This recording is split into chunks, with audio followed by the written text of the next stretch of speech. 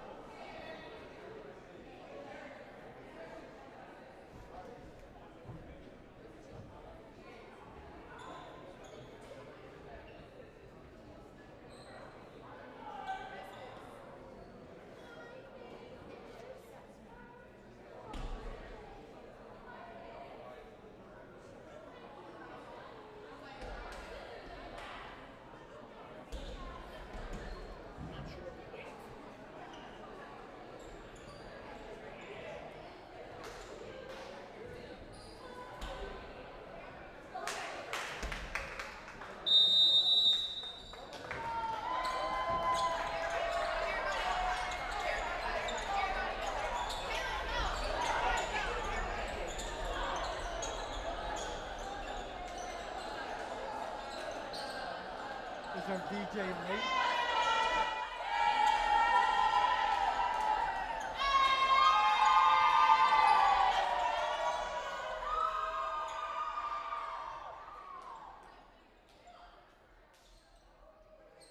Welcome back to Moore Gymnasium as we're getting set for basketball, or volleyball, excuse me, action. Not quite basketball season yet, although NBA preseason does start Yes, it does. tonight.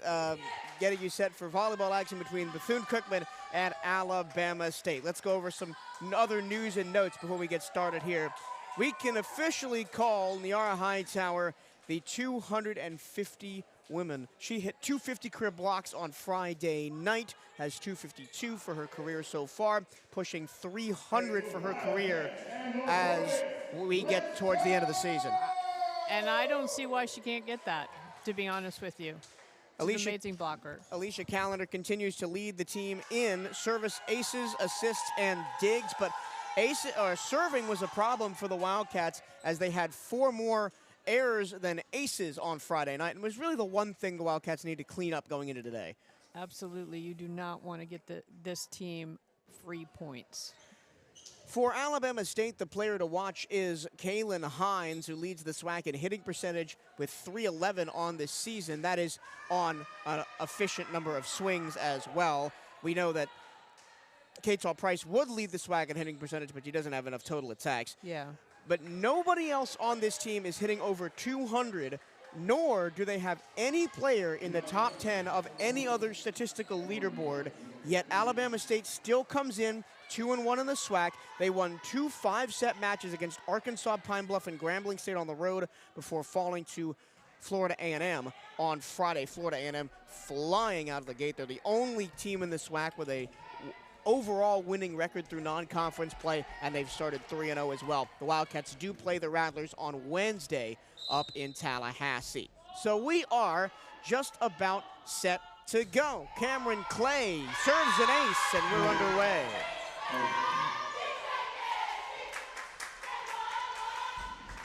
Bethune-Cookman has got to pass well out of serve receive in this match. Cameron Clay, the freshman out of Texas. That time it's onto the wrists of Sydney Poston. Kept up by Clay and then punched across for the Wildcats to attack. Middle hit from Robinson. Big dig out of the back from an Isla Cobb. Soft touch for Bailey Payne, the freshman over. Big back row attack. Tight to the net. Big swing and it's out of bounds, and it's 2-0 Alabama State. Just got to turn that outside hand on that block back into the court. Junior Brooke Adams starts at the libero spot in place of Temperance Chapman, who I mentioned in the pregame is out with a torn ACL.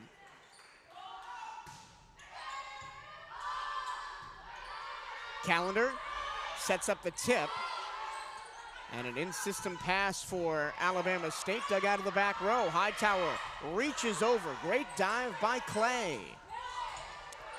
And the rally continues. A dump to the middle. Smart play.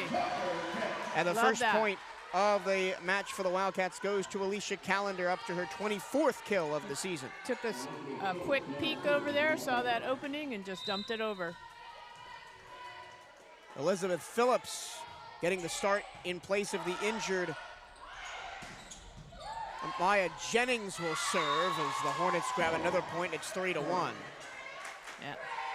Bethune's going to have to keep more pressure on A&M serve receive. Excuse me, Alabama State serve receive. They have got to do a better job of serving tough against this team. Which was a strength that they had on Friday. That serve goes into the net. That may be the strangest serve I've ever seen from Bailey Payne. She stood all the way back beyond the baseline of the basketball court. And then served it into the middle of the net. I don't get that one. So the Wildcats are down 1. Here's Niara Hightower, who tips the top of the net and is lucky to get the ace. That used to be a violation and would be a side out, but you gotta love the net being in play. Niara Hightower was stung by the net a couple of times, had 3 service errors on Friday, and it's all about that toss. Yes, it is.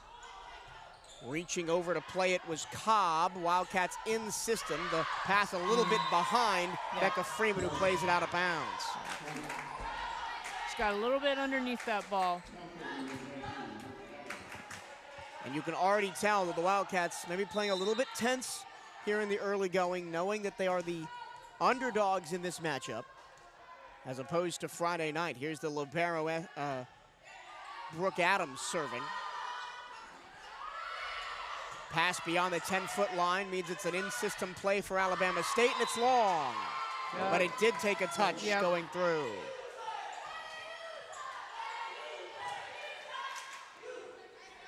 Brooke Adams, another Texas native from Cypress, in her 3rd season at Alabama State. Reaching up towards 300 career assists for the Hornets. There's a big swing from Robinson. saved on the back by Clay and passed over. Big hit Nice play. in the middle, and CatEye Price gets a point back for the Wildcats.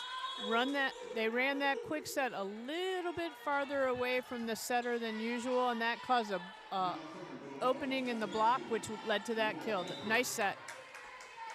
You see the two-setter rotation for the Wildcats come into play as Nola Hempel comes in to serve. The freshman, second on the team in aces this season, Hempel, with 13. And that one's long. Yeah. I should really stop talking about this before the serve. 6-4 Hornets early on here. As coming in to serve for Alabama State is the junior Sierra Scanlon, who maybe has traveled the farthest to play her college volleyball here today, originally from Puna, Hawaii.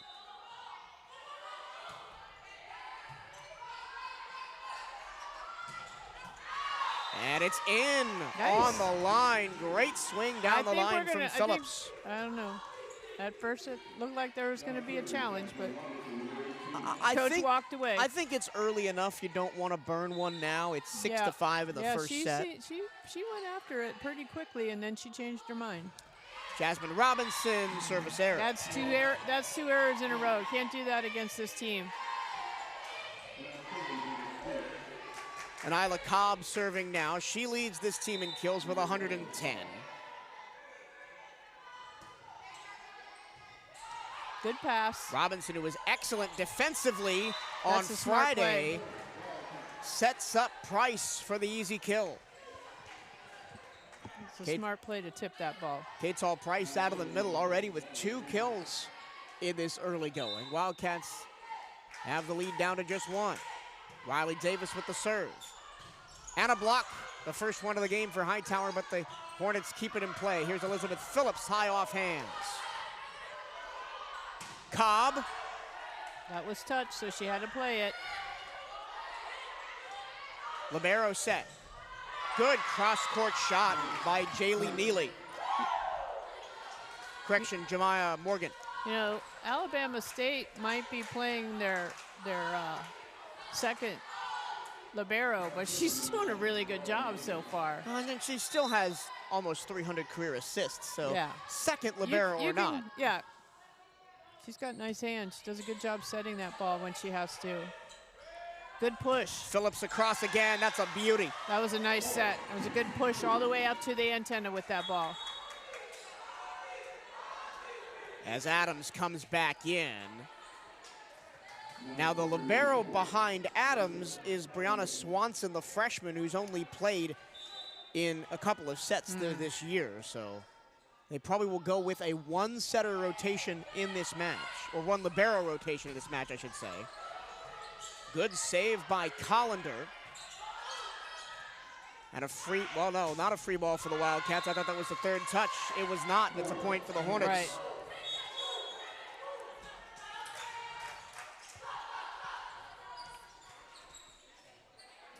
We have yet to see the clean in-system passing for the Wildcats that we saw so much on Friday. Friday, yeah.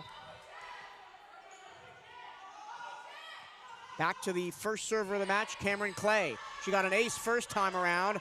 She doesn't get the credit this time, but it'll still be an easy overpass kill for Jeriah Morgan. Yep. She's got a nice floater serve. So you got to make sure that you beat that ball to the spot, because it's probably going to drop. 3 straight points for Alabama State. It's a better pass. Robinson can only play it over calmly to the middle. Long run for Poston. Robinson again. Free ball. Big swing. Kristen Ashby. 11-7 Hornets. Timeout Bethune-Cookman. Ashby's doing a nice job hitting over there on that right side. Kristen Ashby, redshirt senior from Atlanta, Georgia. Played her freshman year at Georgia State and then the rest of her career here at Alabama State.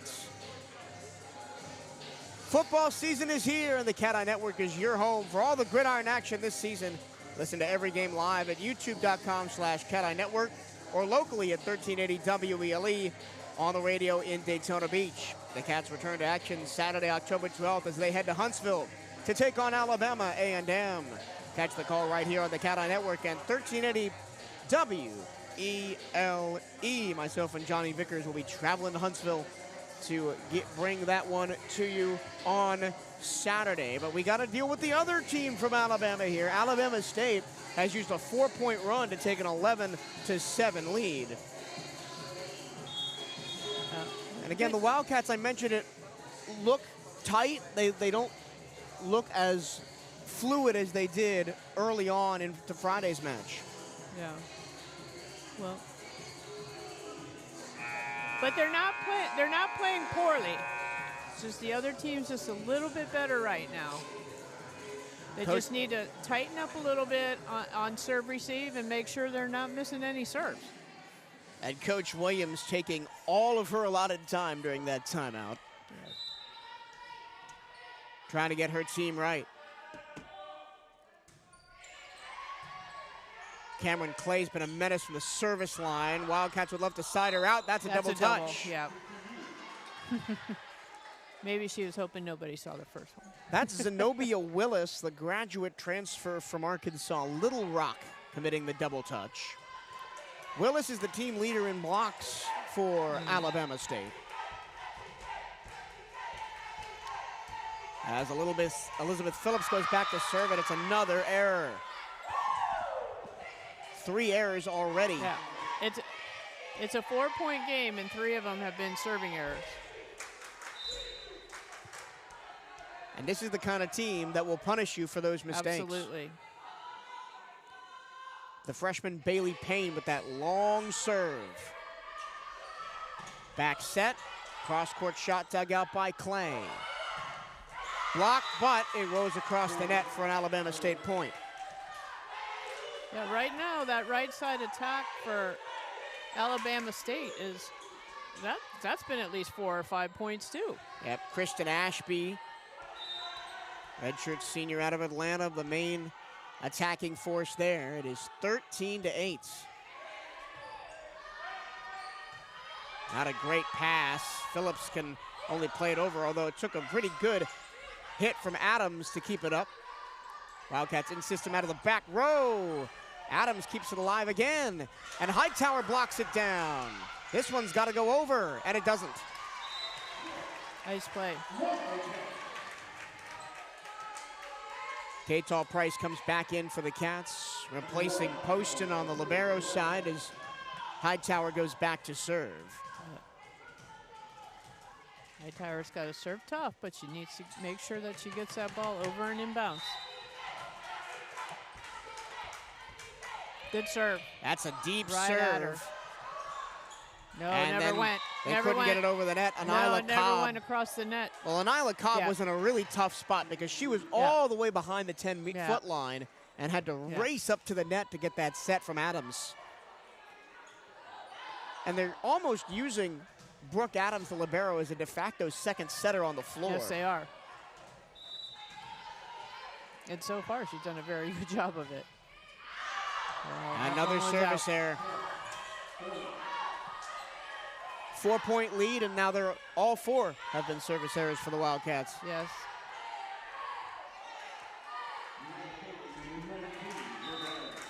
Bethune-Cookman needs to get a good pass on this. She's been serving tough so far this game. Brooke Adams from Bridgeland, Texas. There's a good pass. Middle attack, blocked, kept alive, and somehow kept alive again at the net. Robinson, off the hands, Adams dives. And Cobb fires it wide. Good hustle. Bethune did a good job of keeping that ball alive and keeping the pressure on Alabama State. Hempel comes back to serve. The Wildcats have been really attacking that middle, but Brooke Adams has been game to it so far in this opening set. Hempel serves back middle. In-system pass to Cobb. Nice big dig, but it doesn't find a Wildcat at the net. Hempel a little out of position and couldn't get to that one.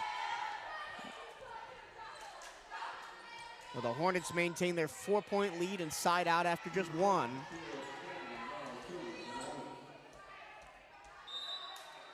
Here's Scanlon again to serve. Hemphill to the middle and pushed down by Price. And I think the Wildcats need to continue to set Catall Price until the Hornets prove that they can stop her. Absolutely, but in order to be able to do that, got to be able to pass the ball.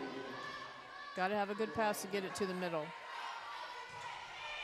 That was a nice serve. And it's an ace for Jasmine Robinson. Ace number 14 on the season for her. That ball just died. Coach is not happy about it for Alabama State. Timeout Alabama State. Football is back at the beach, and you can get your tickets now at the BCU box office and Ticketmaster.com. Don't miss your chance to see the Cats in action as they take on Jackson State for homecoming on Saturday, October 26th. Call the ticket office today at 386-481-2465. That's 386-481-2465, or visit Ticketmaster.com. And I want to talk about serving because it's bitten the Wildcats all weekend long, these service errors. Now that you got an ace, what was correct about that serve as opposed to incorrect on the ones where it's been in the net? Well, you can tell as soon as somebody tosses the ball, honestly, whether the ball is going to be over the net. Sometimes you can't always tell whether it's going to be inbounds or not once it gets over the net. But sometimes you can tell with the toss, too. It's all about getting a good toss on the serve, especially those servers who do that floater jump serve. It's all about the toss. Yeah. The Wildcats this year don't really have anybody that does that big jump power serve. So, nobody does the top spin jump serve, but a lot of them do the floater jump serve, and it's so important to get a good toss on that. Yeah, last year we saw that power serve from Mia Della Huse, who transferred to UC Riverside in the offseason. But also you talk about that ball just dying in front of the back row. Mm-hmm. That's what those floater serves do.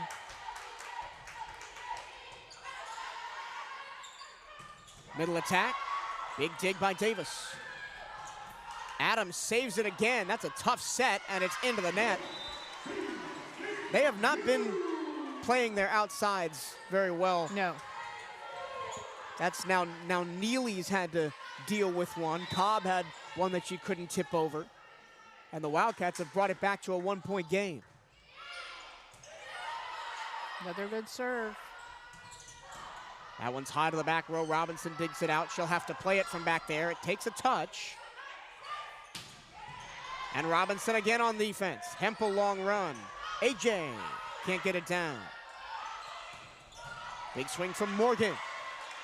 Pushed across. Simmons blocked. Diving save at the net. And pushed over by Price.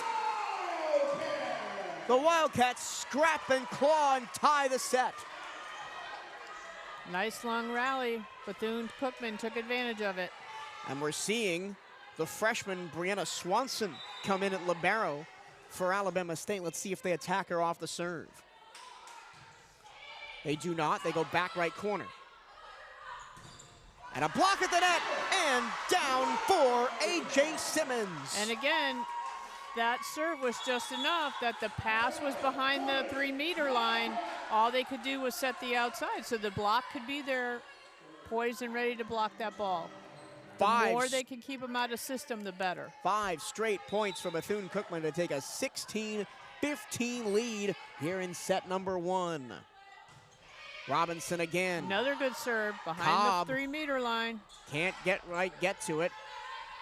Free ball for the Cats. Phillips gets blocked. Now, this is not a great blocking team, Alabama State. They're 9th in the conference in blocks per set at just under 2. She just needed to cut that ball around that middle blocker a little bit more. I think she was trying to. She just needed to turn that wrist a little bit more. So Bama Coach State is talking to her. Yeah, so Bama State sides out after a 5-point Bethune-Cookman run. It's 16 all. And Camille Clark is in for the first time for Alabama State serving.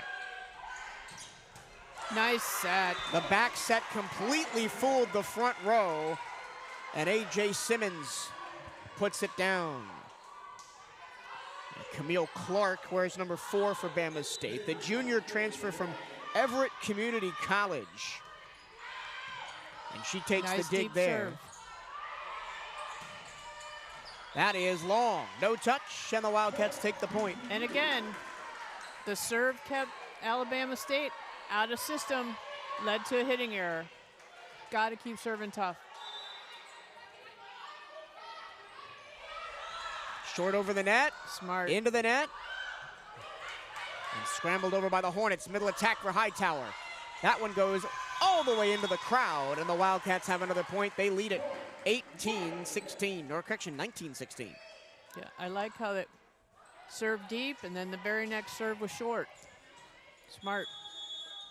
Timeout, Alabama State, as the Wildcats have come from 5 down to lead by 3 here in set number 1. And I just want to talk about Camille Clark, the junior who just subbed in. An all-timer at Everett Community College at the junior college level. She owns the Everett Community College record for digs in a season, 660 as a sophomore last year. 2 times led them to the playoffs, 4-time Defensive Player of the Week in her conference, and last year's Volleyball Athlete of the Year. Her career digs are second all-time at Everett, and she only played there for 2 seasons. Yeah, she's a difference maker. But talk about the embarrassment of riches for Coach Lucas White having to being able to bring someone like that off the bench. Yeah. But this is a team in Alabama State, Pitt 3rd in the SWAC preseason poll. Temperance Chapman, who is injured and out for the year, was the preseason libero of the year in the conference. But they only returned 6 players from the team that went 16-0 in the regular season last year. Temperance Chapman, Brooke Adams, and Anila Cobb were the only ones who saw major playing time a season ago. Another float serve for the Wildcats. And it's out. Again, that is such a smart serve. Serve it short, make the middle have to play that first ball. And everything gets bunched up at the net. And Sierra Scanlon, who now gets a decent pass. They float it over the block. Wildcats in transition. Blocked, but out of bounds. And it's a Wildcat point. The setter in rotation right now, Sierra Scanlon for Alabama State, has been given no help on the pass, especially on those float serves. Oh, yeah. Not at all. But right now, Bethune-Cookman has Alabama State out of sync in serve receive. The Wildcats have 11 of the last 13 points. This has to go over. It Smart does. Bama State completely gets that wrong. Yeah. Bailey Payne has that go off her forearm instead of her hand. Alabama State is totally out of system right now. They're discombobulated, and it's all because of Bethune-Cookman's serve right now. The Hornets at one point led this set 15-10. It's now 22-16. Wildcats, almost an overpass. That time it's a good middle attack. Yes. And the Hornets finally side out. But the Wildcats just 3 points from a set 1 win. Remember, the Wildcats have started fast in matches this season. Won the first 2 against Columbia before falling in a reverse sweep. Won the first set last week against Jackson State, the reigning conference champions. Off the tape, somehow the Wildcats dig that out, and Hightower puts it down. That was a great set. Sydney Poston set that up, pancaked it off the floor right to Hempel in the middle. And now Callender comes in and she'll serve. With the Wildcats 2 points away from set number 1. That one's way out. And I saw that play develop, and I watched Hightower slide all the way from the left side of the net to the right side of the net, and the hitter go, oh, I can't attack her. I got to hit it high and hit it too high. So now it's set point Bethune-Cookman, who have come to life after sleepwalking for the first 10 minutes or so. Is that down the line and in? Nope. It is not. And the Wildcats take set number 1.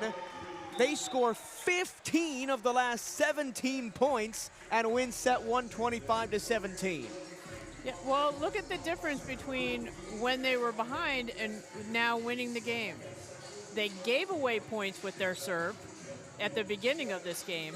They got points with their serve to finish this game. And it all changed after the timeout from Coach Williams. And I am assuming that's what you talked about in the huddle. He said, we got to get the serves over. We got to give ourselves a chance in these sets. But you think about what makes this Bethune-Cookman team great. You immediately look at the blocks. Only 4 block assists in that first set, so it wasn't really getting it done there. Right. It was forcing Alabama State into mistakes. Absolutely.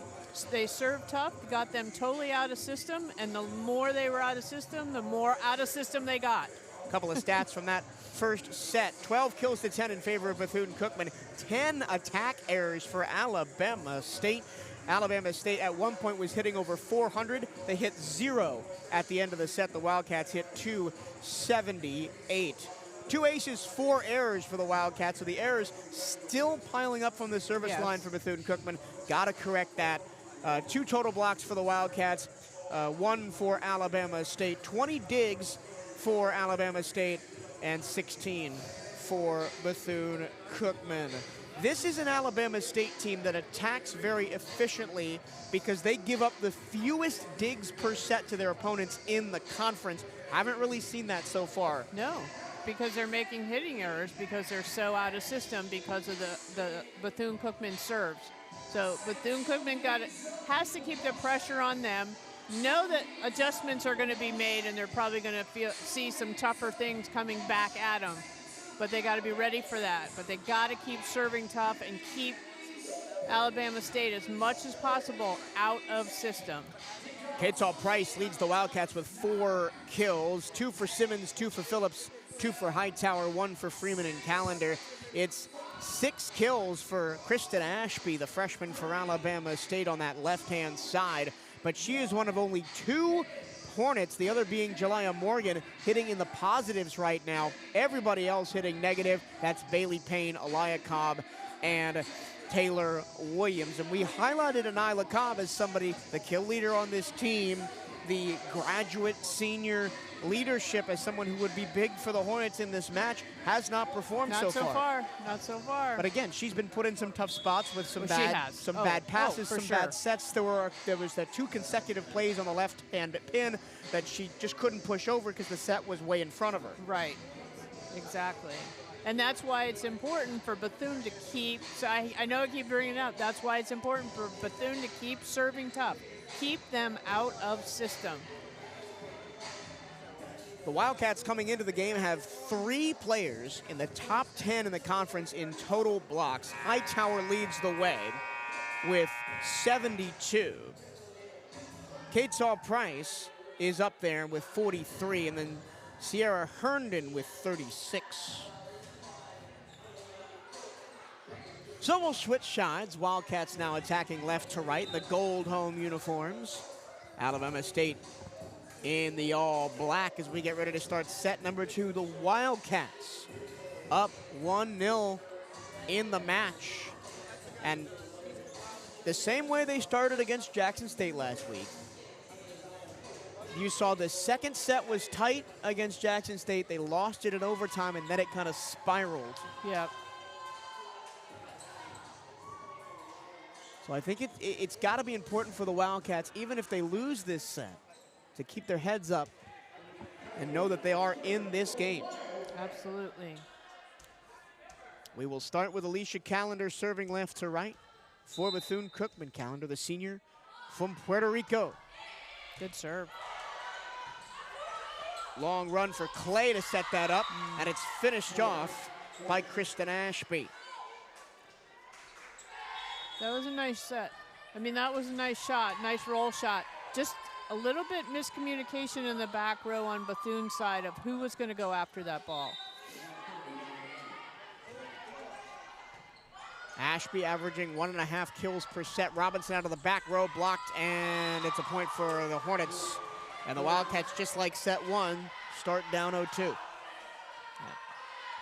That time Bethune-Cookman got out of system. Couldn't quite do anything with that. Anila Cobb, the Florida native from Tallahassee. Hightower high off hands. Long run for Adams to get to that one. Poston with the dig. Up into the ceiling it goes. Adams plays it up, and a free ball that is blocked by Hightower. And then the Hornets couldn't get it over. Nice block by Hightower. Not often you see a block on a free ball. Not often.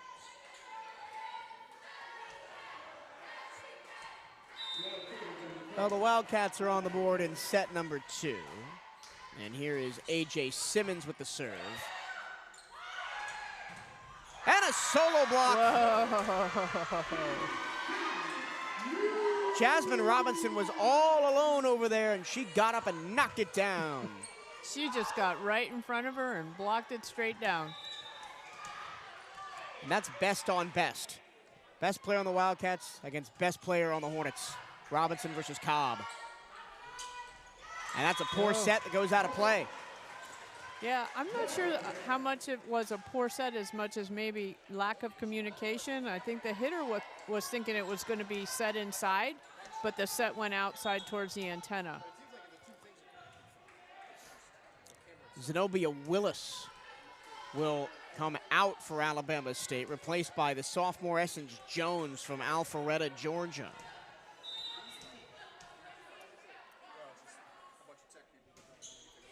Nice serve. Touches the tape on the way through, and somehow powered through the block by Morgan.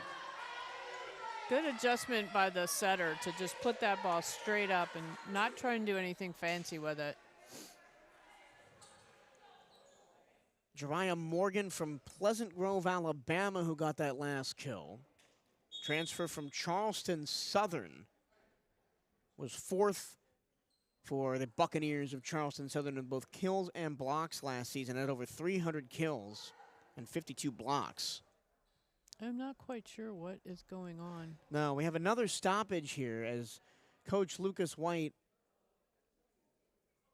has called over the officials, and they got that point. And remember, we had a long stoppage in set 3 on Friday because the Wildcats made a roster error.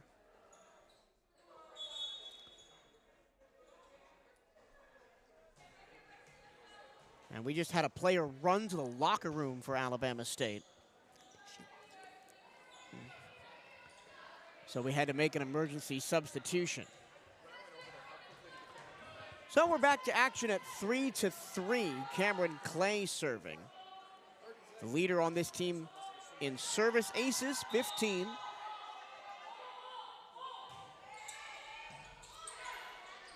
Straight up for Hightower. Joust at the net, won by the Hornets.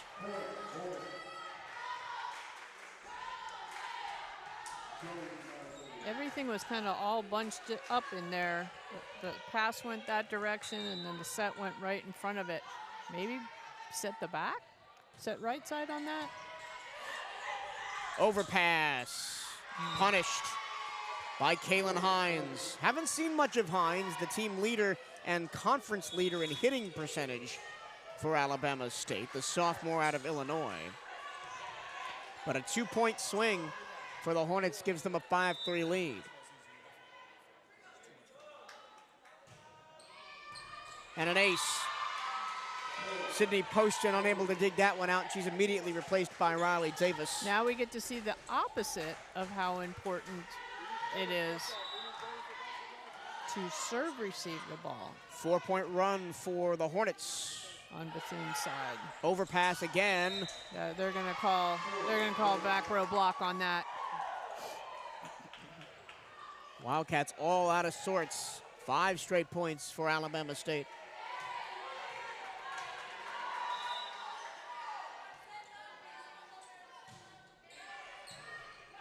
Right to Davis. Pass. Robinson had to reach back behind her head and a great dig. by Camille Clark to keep the point alive for Bama State. Back row hit blocked. That was a good block. It was good timing on Alabama State's part. Kaylin Hines picks up block number 30 on the season. And it's 8-3. I'm a little surprised that Coach Williams hasn't called timeout. Robinson, tough hit for her. Dug out by Simmons. Robinson again. Up into the ceiling. And the Hornets can't get it over. Once again, the ceiling comes to Bethune's rescue. Yeah, it does indeed. As Catall Price comes back in and the Wildcats will play offense.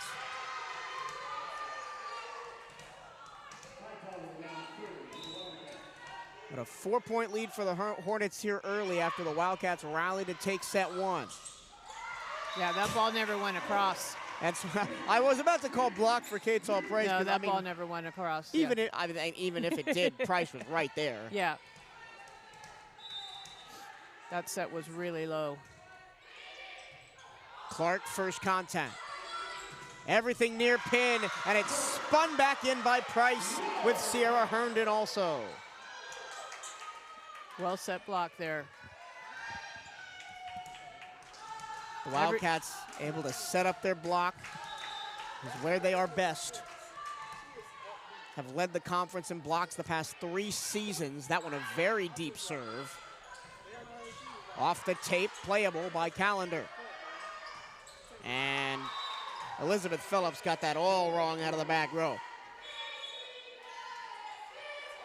She couldn't quite get around it. I think it wasn't pushed into the middle quite enough to get to her right hand, and she couldn't quite get her body around to get that right hand on it confidently. Both teams struggling right now. Hornets hitting 0 for the set, Wildcats in the negatives. That one dribbles across the net for a Wildcat point. The block was there, but couldn't push it back over. No, the block blocked it straight down in front of their net. You got to push your hands over. You got to put your hands across the net. The Wildcats have battled back. They were down 8-3. It's now 9-7. With Nola Hempel continuing this serving run.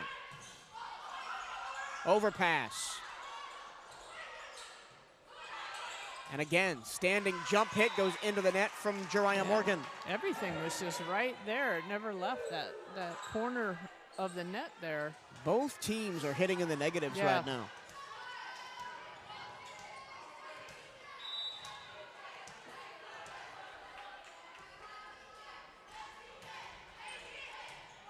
A little bit of miscommunication on the back row there. And the block is true from Catall Price again. When the other team can only go to one person because the pass wasn't good, that gives that block all the advantage in the world. Price already up to 4 blocks on the match here in set number 2. Wildcats switch it up. Here comes the slide. Robinson, high off hands. Saved once. Good hustle. And twice. And now the Wildcats are out of system. Adams recovers for Alabama State. It's blocked, and it went off of the initial hitter, Morgan, and out of play. Yes, yes it did. And the Wildcats dance on the sideline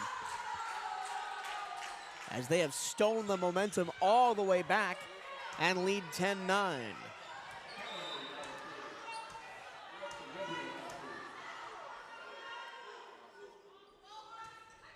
They go for that high, slow serve again. Just a 2-woman game. It's blocked. Joust, won by the Hornets. It goes over. Adams to play this one. Middle attack, and someone's in the net. Yeah. It's the Wildcats. Yeah, Price just got a little enthusiastic there on that block. 10-all. This is where we were in the first set before Alabama State went on that 5-0 run. And then the Wildcats responded by winning 17 of the last 18 points. Sorry, 15 of the last 17. I can do math. It's fine.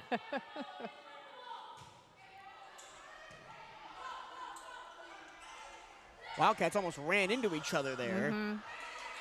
But an awkward setup for Alabama State means a free ball for the Wildcats. Calendar, middle, long. I think she should have just cut it back the other way. She would have had more court. That's the first error of the match for CatEye Price. Yeah, she's playing well. Leads this team in hitting percentage, Price, at .410. Nice pass. And easily picked up by Price as she redeems herself for the previous point. That was a good set. And with that good pass, the setter could have gone anywhere, and that makes it harder on Alabama State when that happens, when you have 3 choices. Robinson, Good great serve. serve. Cobb misses.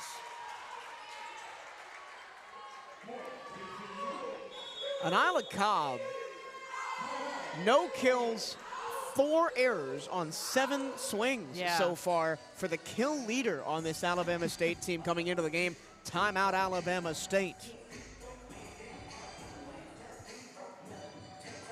Do you love Bethune-Cookman sports? Of course you do. Then don't miss Hail Wildcats Radio, the podcast that takes you behind the scenes of all 15 Wildcat sports. Hosted by voice of the Wildcats, Michael Turillo, and featuring the expertise of sports information directors Bryce Wojnowski and Brian Harvey. Hail Wildcats Radio delivers unparalleled coverage of your favorite teams. Tune into 1380 WELE Daytona Beach every Saturday to catch the show live, or you can listen anytime on your favorite podcast platform. We had an episode go up yesterday. An interview with head tennis coach Chris Wallet is on there, as well as our takes about the start of the volleyball season, golf and tennis playing well. You want to check out Hail Wildcats Radio. We're on Spotify, Apple Podcast, iTunes, and more. This has been one of the oddest sets of volleyball I think I've ever called. It seems like neither team wants to win it. I think both teams are just I think Bethune-Cookman really wants to win this match, and of course Alabama State wants to as well. But when you're at home, you want to win those home matches, and I think there's a lot here because you know this is one of the better teams in the conference. Bethune-Cookman wants to win this match.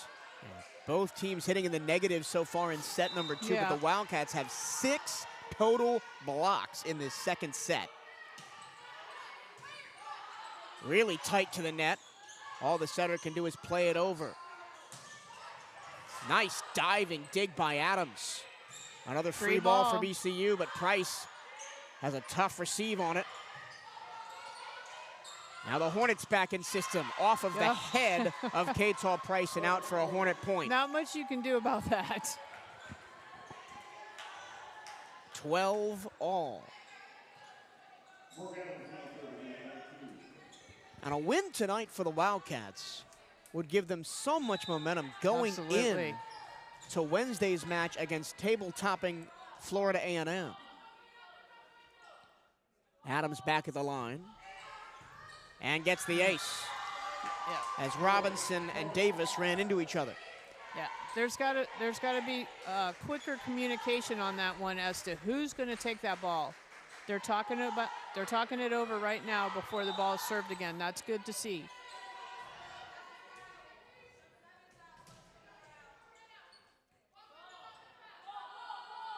Adams, who's been given the libero range after the injury to Temperance Chapman. That one pushed down the line, dug out of the back row, long across to the near pin. Hempel long run, serves it far pin, and that one's wide from Phillips. Phillips needs to wait a little bit longer on that. She left a little early with her approach, and that got her underneath the ball. Elizabeth Phillips has had a tough match. The only Wildcat hitting in the negative at negative .63. 2 kills, 3 errors on 16 swings. And Alabama State takes a 14-12 lead. That's a fastball serve. That's going to be an ace. Yeah, she has a good serve. I know I said that in the first game. She has a really tough serve. Timeout, Bethune-Cookman. Brooke Adams coming into the match. Only 4 aces on the year. But again, she hasn't played a lot. Yeah. No, she just has one of those flat, hard serves that just comes right at you. This is the final game of an 11-game road swing for Alabama State. They'll go home next weekend on Friday and Sunday to play Jackson State and Mississippi Valley, the same swing that the Wildcats did last weekend. The Wildcats will play at Florida A&M on Wednesday, weather permitting, because of Hurricane Milton that's currently in the Gulf. Then they'll come back here next weekend and play Alcorn State on Sunday and Southern on Monday. So you get two teams out of the West. The West generally seen as the weaker of the two divisions in the SWAC, with the exception of maybe a Prairie View A&M who's in the mix every year. But the top teams all come from the East. It's Bethune-Cookman, Florida A&M, Alabama State, and Jackson State. It almost sounds like I'm talking about baseball because it's the same way in baseball. Those four teams are at the top. But the thing is, you can't overlook any team in this conference. You've got to be ready to defend your home court and not take anybody lightly. The Wildcats have a very favorable schedule with 7 more home games after tonight. And only 11 games left in the season after this. So 7 of their last 11 games at home. Got to defend home court. But right now it's a 3-point run for Alabama State after the timeout. Brooke Adams continues to serve. Better pass from Robinson. That one tools the block as Elizabeth Phillips gets a little bit of redemption. Yeah, I like that choice by Phillips, going out, trying to go out of bounds off their hands. That was a good choice. I see Coach Laura Watton, head softball coach down there. They recently released part of their 2025 schedule. Middle attack. Blocked by Hightower. Kept alive by the Hornets. That one all sorts of wrong. Way inside. Wildcats got to play defense, and they do. A.J. Simmons with the solo rejection. First she saves that set, and then she comes back and solo blocks. Nice job by Simmons. A.J. from Miami, Doral Academy.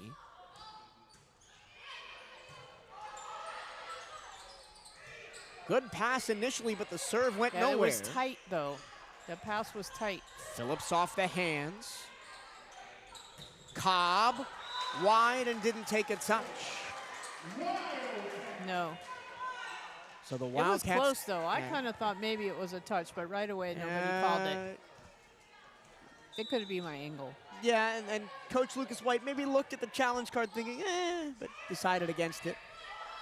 Short float serve for the Wildcats. That one's out. A lot of times. And it didn't take a touch again. A lot of times your team will look at you. Yeah. I don't know. That one looked more clear than the other one. Yeah, maybe her team thought that it was a touch that time. A lot of times coaches on touches will listen to their players because their players are right there, have a better view of than anyone. And this is the first challenge we've had this weekend. Didn't have one on Friday, although that game was not close. Yeah. So we will go to the monitor. No, evidently. Oh, they didn't even go to the monitor. Okay. The up ref just calls it for Alabama State. Interesting.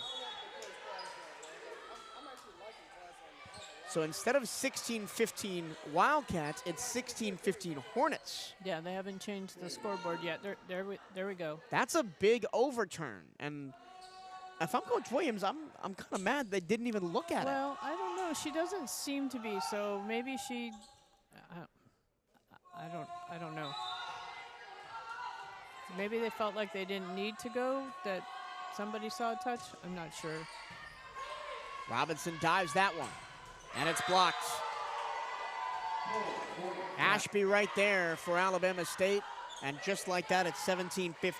Yep. Again, that's the only hitter that the setter really could go to. And so the Alabama State block was ready that time. Big hole in the middle. You can see what happens when you have a good pass. you can set up hitters to be one-on-one instead of having two big blockers waiting on it. That was a nice set. Good choice. Well, A.J. Simmons picks up the point, then comes out. Alicia Callender in as well. Wildcats still in set number 2. Good pass by Adams, big swing. And Christian Ashby responds in kind. She has played very well tonight. 8 kills on 13 attacks. Yeah. And that was a nice quick set to the outside. Hightower got there, but she couldn't quite close the block. That's what happens with a good pass. Robinson. Smart. Tipped Nice across set. by Sierra Herndon.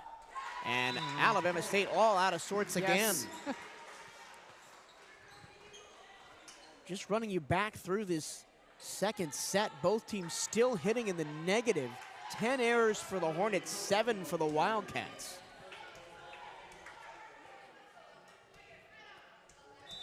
But it evens out to be a 1-point game.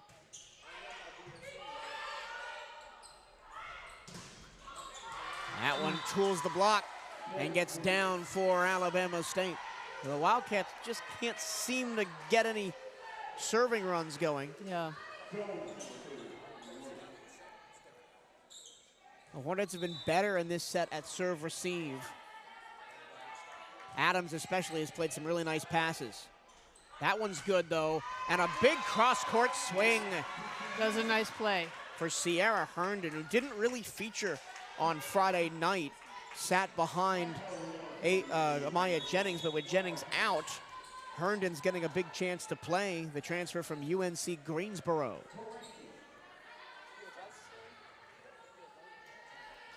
Interesting idea to bring Hightower out here. Yeah, you think maybe it's for defense and serving? Potentially. It's the freshman Yana Mora serving for the Wildcats, so Coach Williams going deep into her bench here in set number 2, and Mora has to play it over as a free ball. Back set one-on-one. It's off the hands of Robinson. And then dumped to the middle. Running dig by Adams. Off the hands again. Kept alive by Callender. Here's Robinson. Big dig out of the back. But the Hornets can't pick it up. And look how involved Mora was in that whole point, in that whole rally, including setting the ball up for that kill. Correction, Mora, the sophomore, transfer from St. John's River State, but has not played much this year. Middle attack, blocked. Uh-oh, nobody knew where that ball was going, and Alicia Callender was late to react to it. Yeah. I think the Wildcats thought that they'd gotten the point, but it was deflected back over the net. Mm-hmm.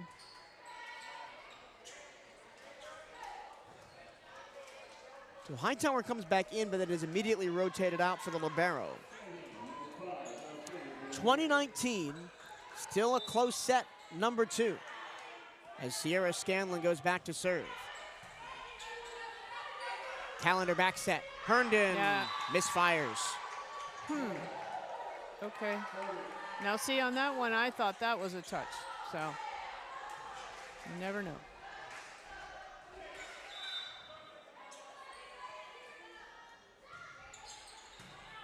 Good pass.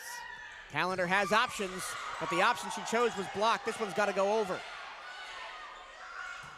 Middle, dug back over the net. Slide, tipped, saved, but cannot be saved again. It's a little awkward play there at the net. Timeout Wildcats as the Hornets have 3 straight points and are racing towards a set 2 victory. This feels very much like the match against Jackson State, where the Wildcats won the first set and then lost a close second. Mm-hmm. Yeah, they're just a little discombobulated there on that play at the net. Little panic there when they went to play it. And Coach Williams is not happy. You can hear her from all the way up here. Now in her 9th season at the helm of the Wildcats, Brittany Williams. She has the program's all-time wins leader. She passed Vanessa Cogswell back in 2022. And they're trying to get back to where they were, 2018. They went 16-16 overall. They won the MEAC regular season title. It was their best record since 2004. And Coach Williams thinks she has the group to do it. I think she does. But these are the kind of matches you need to win. Absolutely. Home floor against the team ranked higher than you. Yep.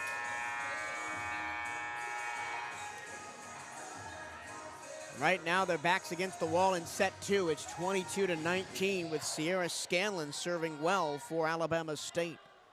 The junior from Hawaii and a transfer from Dodge City Community College, but also played her freshman year just down the street at Embry-Riddle. Good pass. Callender pushes to Robinson. Kaboom! Nice. First time I've gotten to say that one today. Robinson hasn't really been involved on the front Not row. much. She's been mostly a back row player today. Wildcats side out and give the ball to Nola Hempel.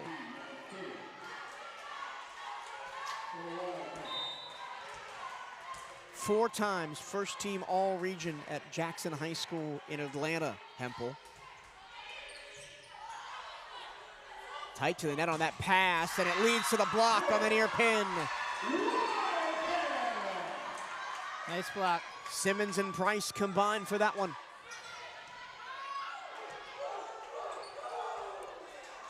And just like that, it's a one-point game again.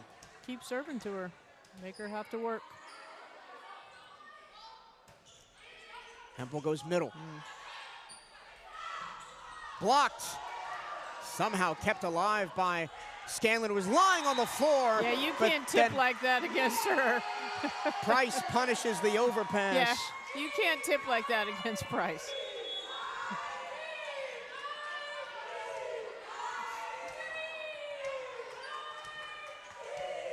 And the Wildcats have used a three-point run of their own to draw level.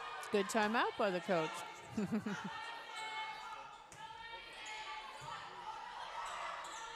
Joust, that's a double contact. The Wildcats have not been good at those net-on-net contacts. They've lost every one so far this set, and it gives the Hornets the advantage of the best of three. Yeah, when you're jousting at the net, it's always the person who touches the ball second that's going to win it. So sometimes you're better off letting the other person touch it first and then put it back at them.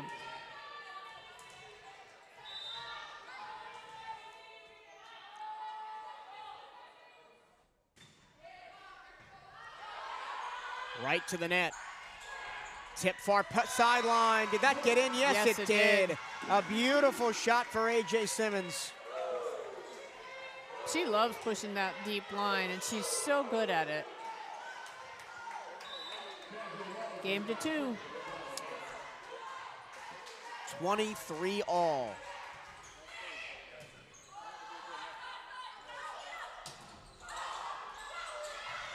Somehow kept alive. Great hustle. Davis put it over. Price, can't put it down. What bad luck. It came straight back off Kaylin Hines and over the net. And set point for Alabama State. Just get a good pass right here. And it's Brooke Adams who's been the boogeyman at the service line so far. She does have a good serve.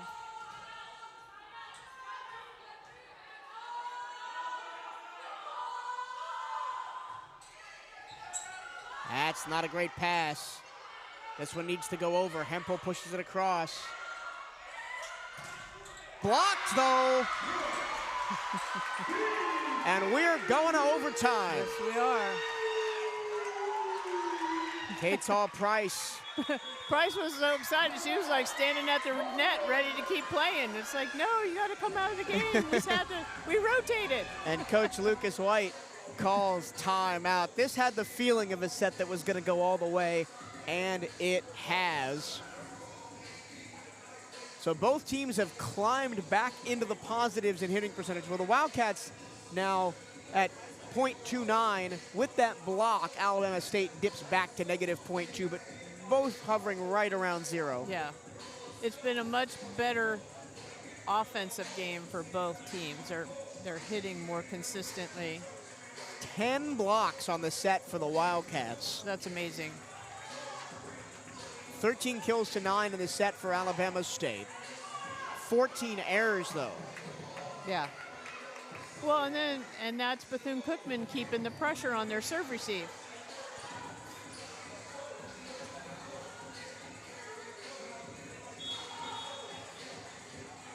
The Wildcats will serve first in overtime, and if I'm Alabama State, I'm going right back to Kristen Ashby, who leads the game right now in kills with 9. Yeah, well, if you can.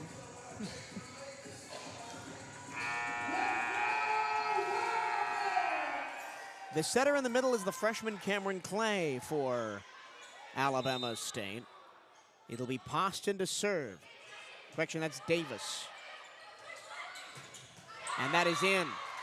Big swing. Nice set. That was a nice set. All the way out by that antenna so she could go down line. So Ashby wasn't even in for that point.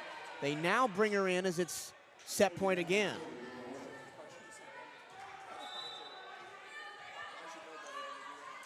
Clay, who began at the service line in the match, forces the free ball.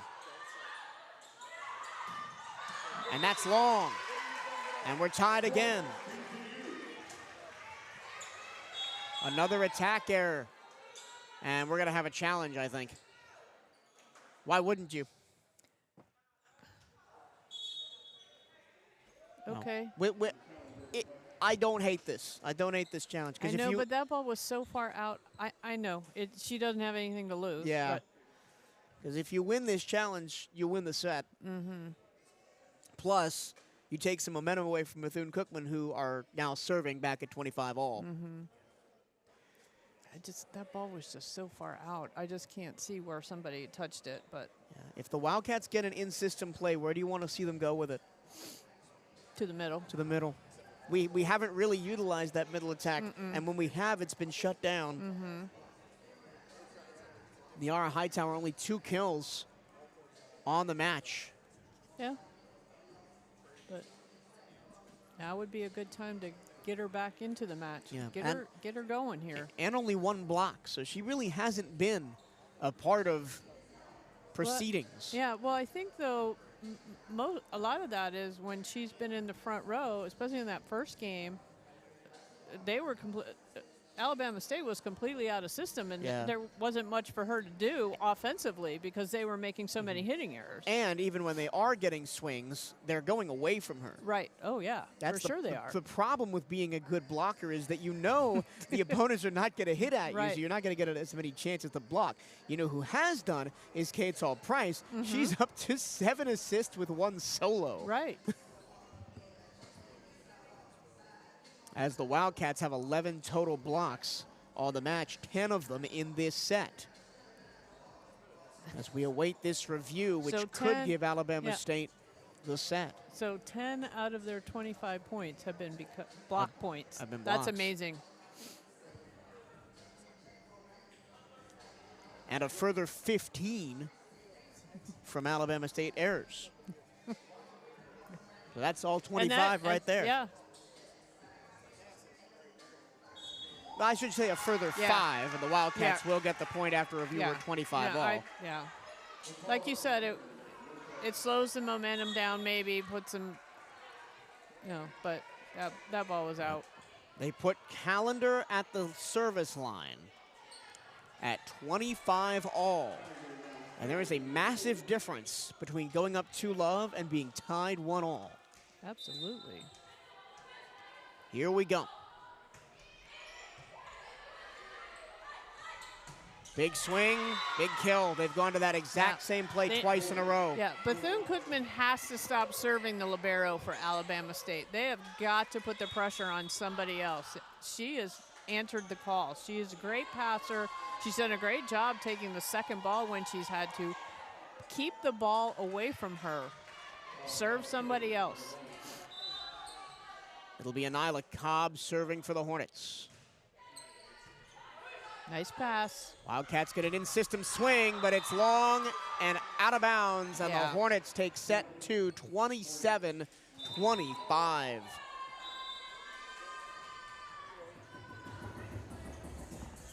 So the script is being written the same as it was last week when the Wildcats played a top team. Yeah. Win the first set, lose in overtime in the second set. And both teams in that overtime went to the exact same play twice. It resulted in 2 kills for Alabama State and 2 errors for Bethune-Cookman, and that was it.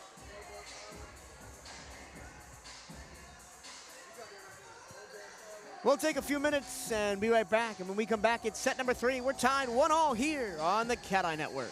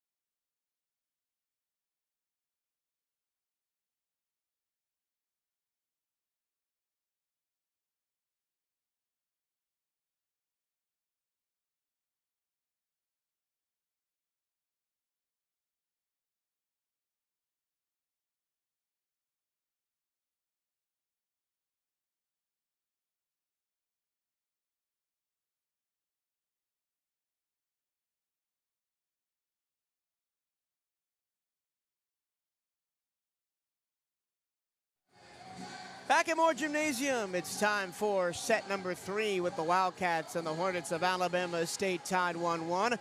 Alabama State took set 2 27-25. The stats from set 2 look like this. 15 kills for the Hornets, 9 for the Wildcats. Both had the exact same amount of errors and hit 0 in the sets. Hornets had 3 service aces to none in that set. Wildcats had 10 blocks to 3 in set number 2. And that set was about as tight as you can be, but it's just the crucial errors at critical times that gave Alabama State the set. It was. I've been watching the Bethune-Cookman bench, and Coach has been sitting there just talking specifically to 3 players, letting her assistant talk to the rest of the team. So it'd be interesting to see or to hear what she's been telling these 3 players. Well, she's really talking to the setters. That's Hempel and Callender. Absolutely. I knew that. It's just interesting that the assistant just came over. She had been talking to the rest of the team while Coach was talking to the setters. She brought her stats and stuff over with her laptop. So they've been talking specifically to the setters this whole break. On the other side, Coach Penny Lucas-White not really involved in the team huddle during that long break. No. It was mostly player-led. Yeah. This is the youngest team that Coach Lucas-White has had in quite a while, with freshmen playing key roles. Bailey Payne, Taylor Williams, Cameron Clay getting the start today. Brianna Swanson playing at libero at times. All freshmen. It's always interesting during break to watch, to pay attention to what the head coaches are doing.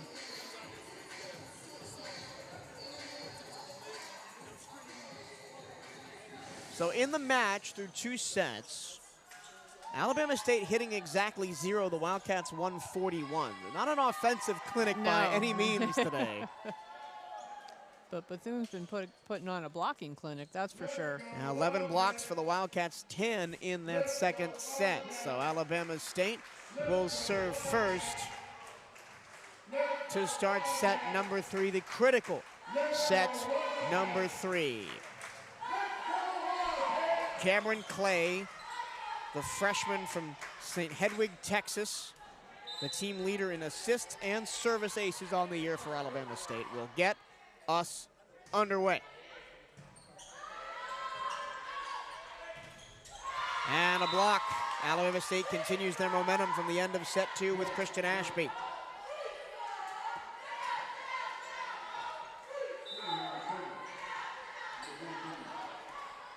The Wildcats have been down early in every set so far. That's really tight, but it's saved, and Hightower tips it over.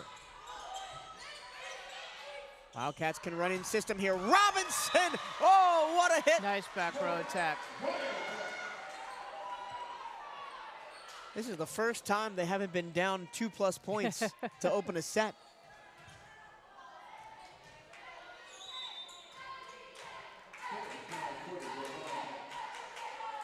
Phillips at the line for the Wildcats. Goes deep left corner.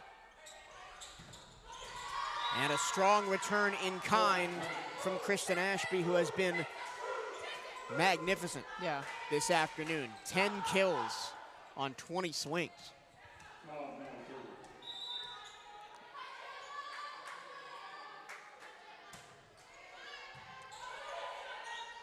Hightower, they try to play her in the middle. The block is there again. Robinson goes for the tip shot. That one's way out of play. Yeah, that set was way inside, and she just tried to hit it as hard as she could. She just ran out of court. There's no court over there. It's now the Kristen Ashby show. She's been set for all 3 attacks that the Hornets have had so far in this third set. Hightower with the serve.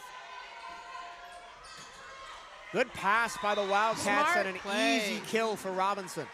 Smart shot by Robinson. You want to see Hightower get a lot of loft on that toss. Yes. That's a good one. And all sorts of issues for Alabama State, and that'll be an ace. Yep. Had a good toss that time. Yeah. And you can tell on her first serve, she almost tossed it too high. Mm-hmm. And that time she dialed it in. That was a good toss. Everything on this near side. It's a tip shot for the Hornets. Robinson, big swing, and it dribbles through. Yeah, there was a hole in that block, and she found it. That middle blocker's right hand was not close to the net. She blocked it straight down under her own side. I think the Wildcats need to find Jasmine Robinson here in set number 3. Only 5 kills so far for the team leader. Averaging 2.5%.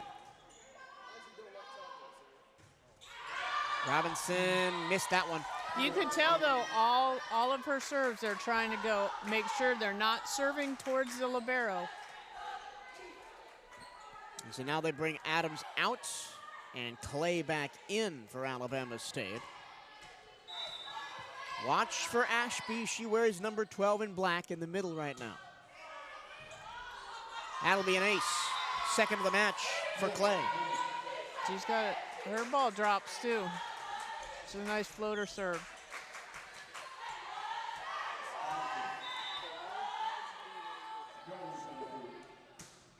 And that one, not Not so a good toss. Not a good toss that time. So now you've got me watching on every serve to see where the Wildcats go with it. To see if they try and keep it away from Brooke Adams. I think she's they not have hard, to. She's not hard to miss in that bright gold jersey back there. I think they have to.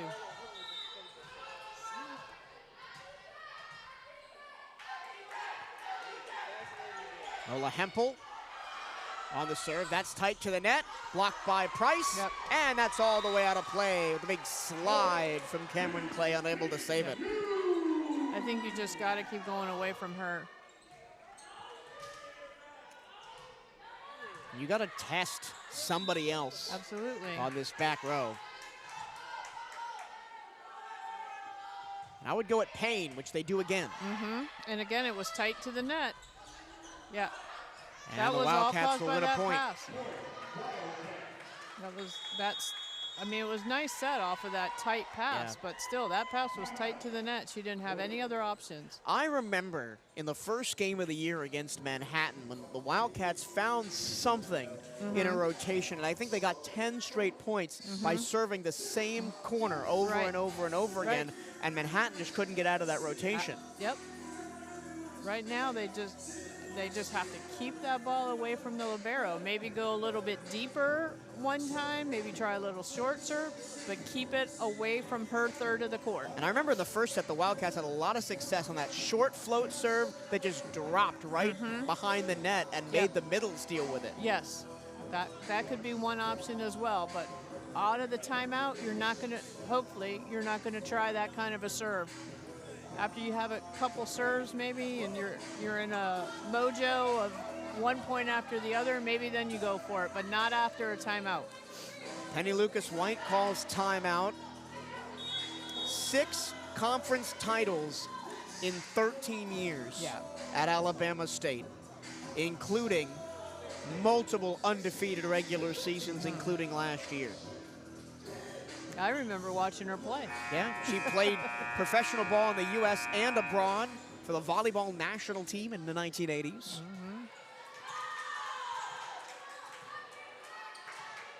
She's also coached at Memphis and Air Force. Wildcats up 8-4 here in set Another good number serve, 3. another good serve. That one pings around. Wildcats get a chance at this one. Back set. Adams keeps it alive. The Hornets respond in Kylan. Davis plays it across. Robinson down the middle. Good shot. And something that Robinson has done that has really impressed me is she's not always swinging for power. Exactly. That's what exactly I was going to say on that shot. She just takes a little bit off of it and is able to find that soft middle. That one played straight up off the dig. Ashby finds the hole in the block. Ashby is just tough on that side. There was not much of a hole on that block, but she found it. That is not an easy shot to hit.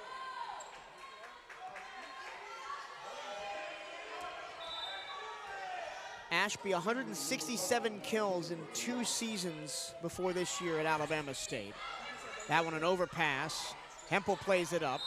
Pushed across, and that's a carry. Yeah, that was a double hit.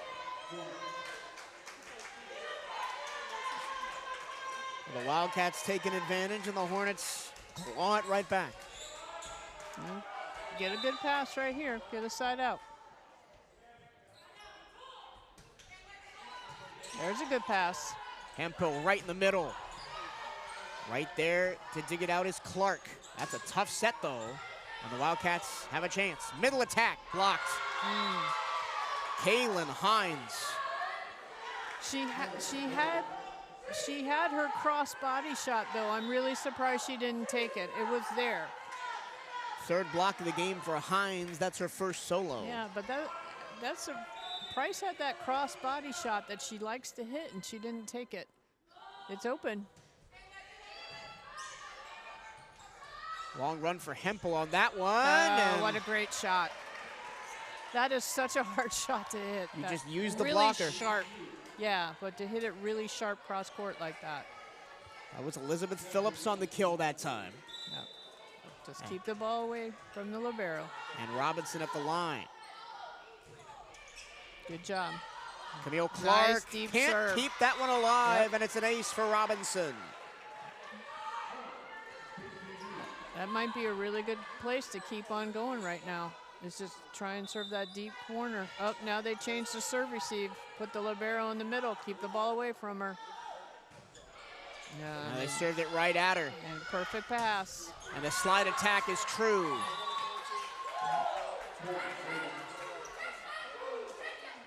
When you can, Smart adjustment by Alabama State. But when you can keep that ball away from the libero on serve, it creates all that chaos. it has created a lot of points. Wildcats up 11-8.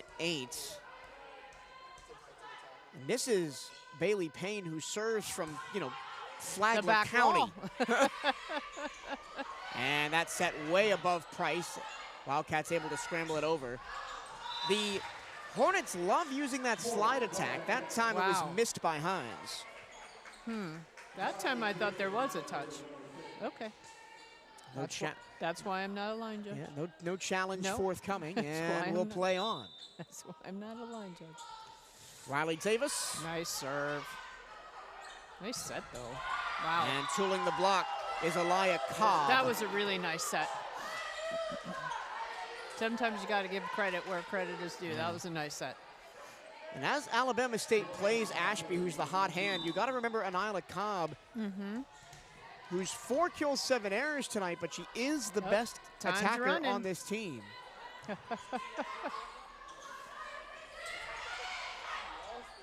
Libero set. Blocked. Straight down. Free ball. Yeah.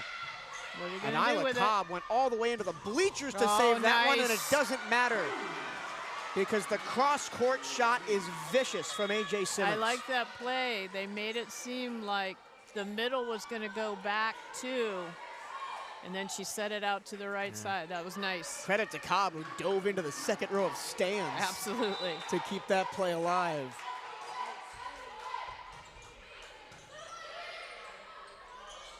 Cobb blocked. Yep. There's Hightower. Only her second block of the game. Yep. But good serve. The only place she could go was to the outside hitter. That allowed Bethune's block to be there and set up. Another good serve. Almost an ace as the setter had to come all the way back to get it. Phillips dug out by Payne. And off the block, it goes down for Cobb. That was a good swing. She just went high and out of bounds off the outside blocker's hands. It was a smart shot. Now, as a blocker, can you read that and kind of pull back and let her hit it wide? Sometimes, but in that case, it was a good enough set that no, you couldn't. 4-point lead for the Cats, 14-10 right now. Really good serve. And an easy dump down for Kristen Ashby. Okay. Get a good serve get a good pass right here. Get a good serve receive right here. There you go. That's better. And a little bit behind Freeman. And the Wildcats can't deal with Cobb again. Yep. Cobb has come alive in this third set. Yeah. Bethune needs a good pass. They need to get out of this rotation with their first offensive play. Cameron Clay's really been attacking Elizabeth Phillips on this serve. She goes so again. Better pass. Hightower! Yeah, I like that shot.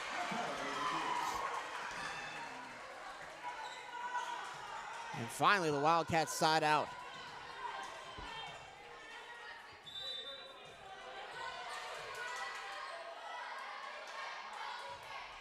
Nice serve.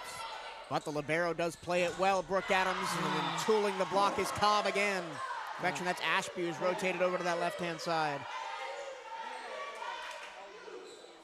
I think this is the first time all match where the Hornets have had both Cobb and Ashby on the floor at the same time, although Cobb comes out now. But it's really created some confusion for the Wildcats on who to play defensively.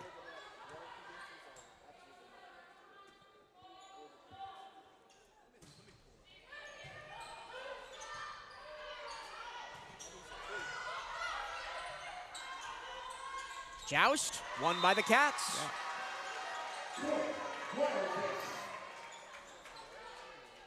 And you mentioned the winner of the joust is often the second person to get there. It is. And Nyara Hightower back at the service line. Good serve. Picked up a couple of points last time she was here.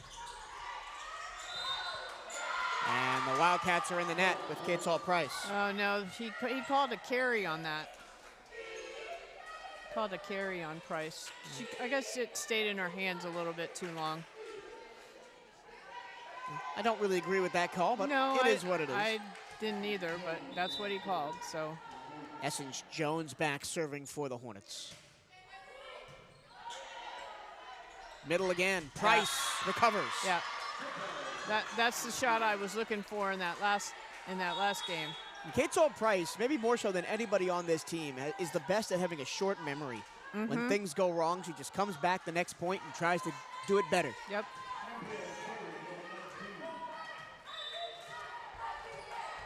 Brooke Adams back in there, the libero for the Hornets.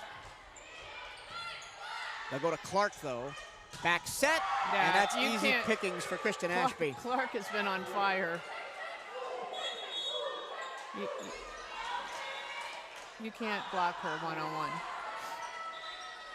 Ashby, 15 kills.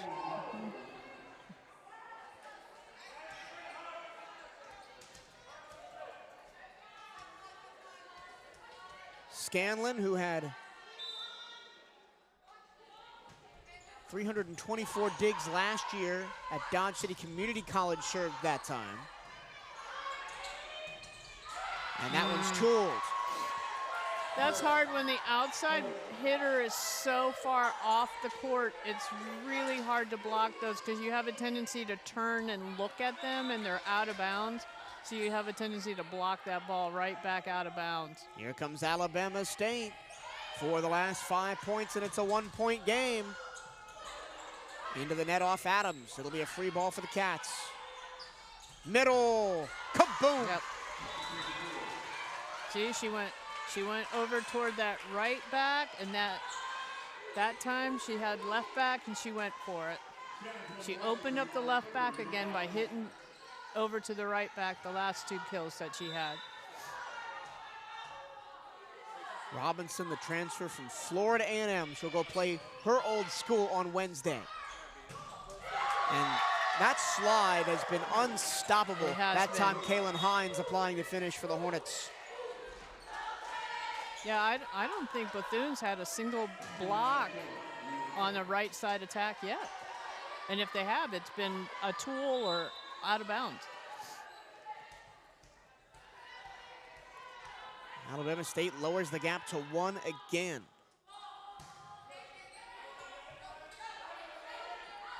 All the way across, little tip shot by Phillips. Back row attack from Payne. Dug out by Robinson, and she'll look to finish it off, and she does on the line. Oh, the up ref overruled the line judge. And we're gonna get a challenge, 100%. I don't see why not. Yeah, I don't see why not. That looked in from here. Well, the line judge called it in right away. There was no hesitation on his part. And he was standing right there. And he has a much better view of it than the up ref does. So did the up rep call it in, or did he call something else? No, I'm sorry. sorry. He called it out, or did he call something else? No, he called it out. He called it out. Mm-hmm. So 18 all as it stands. No, it's not like he called somebody in the net or something. No, he overruled the line judge call of in and called it out. Yeah. So if this stands, it's 18 all. If the Wildcats win it, it's 19-17. So a big sticking point here in set number 3 with the match tied at 1 apiece. The Wildcats stormed to the first set win, winning 15 of the last 17 points to win 25-17. Then Alabama State won a second set in overtime in a back-and-forth affair, 27-25, and now it's 18 all in the third. And it would not surprise me one bit if these two teams met again in the playoffs at the end of the season. Yeah. Very evenly matched, these two teams. Let's get you caught up on some third set statistics. 11 kills to 10 in favor of Bama State. 3 blocks each, 2 service aces each. 5 errors for Bama State, 4 for Bethune-Cookman. This is the first time in the match that both teams are hitting above 0. Yeah, it has been a little bit more of exciting, isn't it? Wildcats 240, Hornets 231. Not eye-popping numbers, No, but not negative. better than they were. We are currently reviewing a Jasmine Robinson attack that was called in by the line judge on the back line and overruled by the up official to say it was out of play. Yeah, and again, the line judge called it right away. Now, the cameras we have in this building are not the best, and the lines are gold on wood. Yeah. So it is kind of hard to see. And that gives me pause because it was ruled on the floor as out, and you have to have indisputable video evidence that that call is wrong. Even if the line judge did call it in right away, and he gets the closest one to that line and standing right on the line. Second weekend of conference play wrapping up. Both of these teams 2-1, chasing Florida A&M, who's 3-0. The Wildcats will play the Rattlers on Wednesday up in Tallahassee. After a bit of a down year last year, Coach Gilcon Yilmaz has his Rattlers flying, the only team in the conference with a positive non-conference record.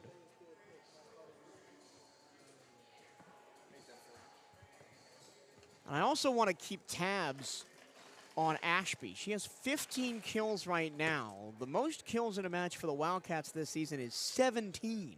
Amaya Jennings against Jackson State last Sunday. And I'm going to take this time out to look up how many is the conference record for the season. Doing a little bit of on-the-fly research. I can't imagine it's much more than 17. No. That is a very impressive match.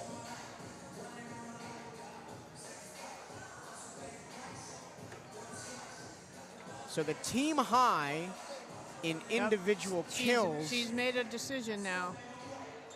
But we will see what the result is.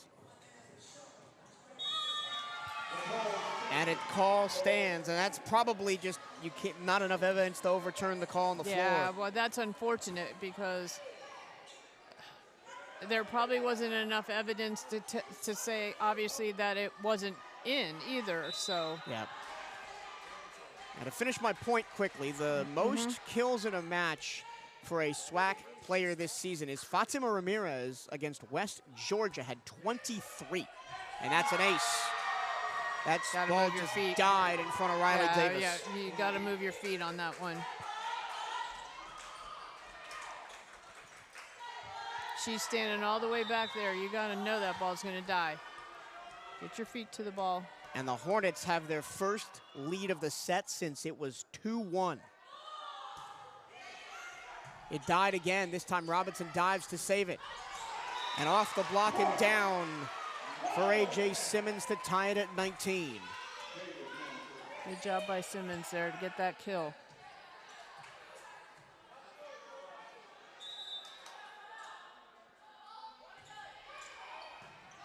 Got to keep that ball away from the low barrow. Great dig, but it goes over the net and is punished by Kaylin Hines. Timeout Bethune-Cookman.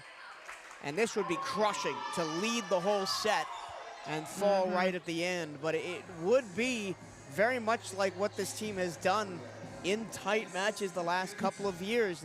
start hot, get a big lead, and either be unable to or unwilling to adjust to the changes in the match and fall late on. Well, maybe now's the time. Nike is the official outfitter of the Bethune-Cookman Wildcats. Gear up on the newest BCU Nike gear at nike.com/Bethune-Cookman Wildcats. And make sure you are representing Bethune-Cookman University Athletics to the fullest. Buy the latest BCU gear online at the Bethune-Cookman online store. Go to bcuathletics.com and click on shop to find the newest BCU clothing and apparel. That's bcuathletics.com and click on shop. And BCU Volleyball is back on campus for a critical SWAC matchup as they host Alcorn State. That is Sunday, the 13th of October at noon Eastern. They also host Southern Monday, the 14th at 6 p.m. Can't make it to the gym. Those games will be on youtube.com/CatEye Network. But come on out here. It's a great environment. You get to watch great volleyball, and admission is free. That's next Sunday and Monday right here in Moore Gymnasium. 20-19 Alabama State here in set number 3. The Hornets looking to take a crucial 2-1 lead in the match. A match that the Wildcats won the first set and then fell in the second set in overtime. She's got a good serve. Make sure you get to your feet to the ball. Nice job. Simmons a little bit awkward. Easy dig for Payne. That one is long. And a point for the Cats. That looked like a swing from the first 2 sets. Yeah. So we've got an old-fashioned 1st to 5 here. 20 apiece. The Wildcats have done a good job not serving Brooke Adams. That was a great serve. That ball was going to be in if she had to play it. Hightower, kaboom, down the middle. They've made that adjustment and have set her more towards her left shoulder so she can go with that cross shot. I heard conflicting signals on that last serve from Callender. Some called it out, some called it in on the Alabama State side. That one in. Long push across, and the block was there. And again, the pass was off the net. The setter set the outside, but she set her a little tight because she was coming from off the net. That's a block every time for Bethune. Timeout, Alabama State. The Wildcats 3 straight points to lead a 22-20 lead. Stay up to date with everything Bethune-Cookman Athletics by checking out the Wildcats on social media. Give BCU Athletics a like on Facebook and follow the Wildcats on Twitter and Instagram at BCU_athletics. For the latest on BCU Volleyball, follow at BCU Volleyball on Twitter and Instagram. And key to that last 3-point run, Alicia Callender at the service line. Yes, she leads the team in aces, but you don't have to get an ace every time to be effective. Exactly. Force the other team out of system. That last one in right there. Ball was behind the 10-foot line. The setter has to run behind the 10-foot line and then try and set that outside hitter. Well, you have a tendency sometimes on that to set the ball a little bit too tight. That ball was tight. Bethune-Cookman was right there with a solid block because they knew where the ball had to go. That's a block every time. Bethune-Cookman has slipped a little bit in the blocking department in this set. Only 4, down from the 10. Only 4. Down from the 10 in set 2. And the Wildcats lead 22-20.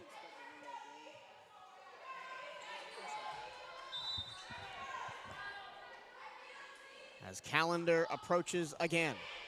And it's an ace! A perfect serve! That ball just died. Nothing Sierra Scanlon can do about it. And Scanlon shuffled her feet back. She did. Expecting that to go long towards the corner.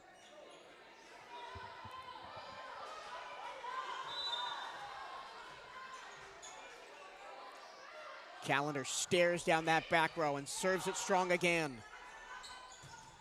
And off the tape, it's 4 contacts, and the Wildcats have set point. It's a 5-0 run off the set service line for Alicia Callender.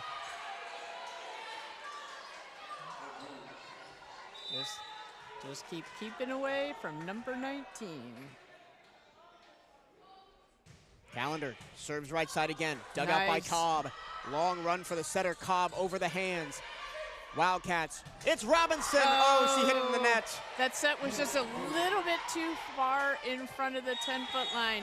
It could have stayed there if it had been a little higher. That was the chance to close the Yeah. set for Bethune-Cookman. Set that ball just a little higher. And now the Wildcats have to go back on the defensive. Yep. It's Get a good Cameron- serve. Get it's a good Cameron- serve receive right here. It's Cameron Clay, the best server for the Hornets at the line. Get a good pass. Phillips, poor pass. Robinson standing flat, has to play it over. Way high over the hands. Wildcats with a chance to close it out again. Hightower reaches over. Adams digs again. Middle attack. It's good Okay. for Kaylin Hines. Check that, Zenobia Willis on the kill. Timeout, timeout. Wildcats. Good timeout. As they have shipped 2 set points. It's now 24-22. This is the opposite of the last set where Yes. the Wildcats were coming back late on. Yep. And And I- again, just get a good pass. And I think that's all Coach Williams is saying in the huddle. All it takes to close this one out is one good Yep. in-system play, one good pass, Exactly. one good set. Just relax. We still have a 2-point lead. Get a good pass right here. The game's over.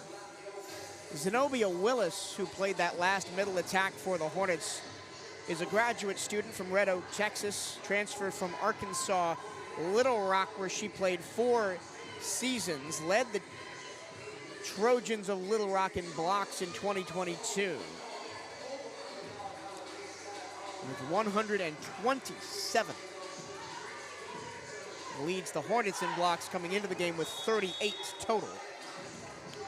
But has not really seen the floor a lot tonight. Just 1 block and 1 kill. Yeah. As it definitely has been a makeshift rotation for Coach Lucas Whiteside with 2 crucial injuries to Temperance Chapman and Layla Woldridge. Yeah. Injuries are hard. The Wildcats once again have set points. Wow, good serve. Becca Freeman, soft over. Oh, I think that might have gone out if she had let it go. But Calendar tried to save it, and it's 24-23. Okay. So the best servers Gotta- for each team have Yep. a big point swing right at the end of this Yes. set. Alabama State trying to take it to overtime for the 2nd straight set. There's a good pass. Trying to end this one is Phillips, There you and go. she does. Get a good pass, you get to hit the ball. The Wildcats survive a late Hornet rally and win the 3rd set 25-23. We knew we were in for some action today, Cheryl. We have gotten it in Yes, spades. we have. We'll take a quick break, and when we come back, the Wildcats will try and close out the match right here on the CatEye Network.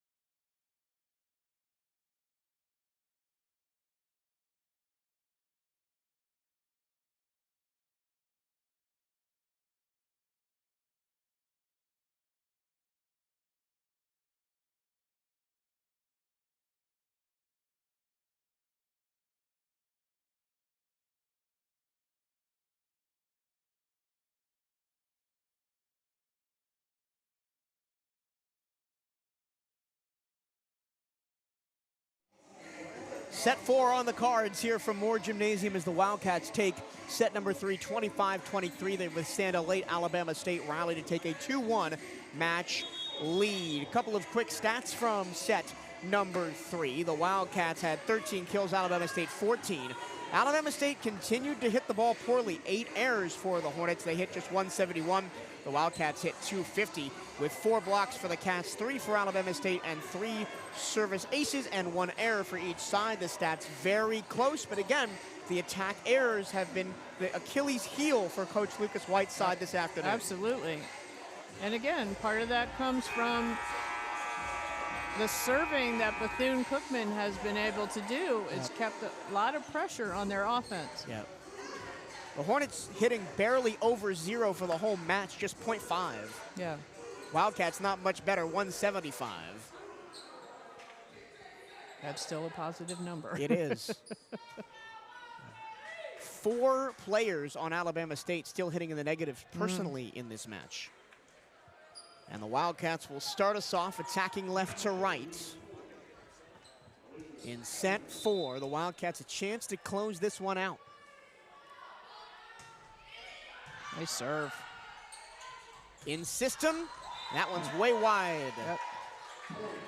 From Kristen Ashby, who has been very impressive. 16 kills for Ashby, but that's her 4th error. Elia Cobb has been all over the place. 7 kills, 10 errors on 27 attacks for Alabama State's kill leader. That was a great save by the setter for Alabama State. Yeah, that was a tough pass. Cameron Clay just poked it straight up in the air and hoped that somebody was coming behind it. She knew the middle was there. That was still a tough set, though. It's a nice job. Yeah, and crucially for Alabama State, it gets Alicia Callender off the service line. That's how the Wildcats won that last set. That's exactly right.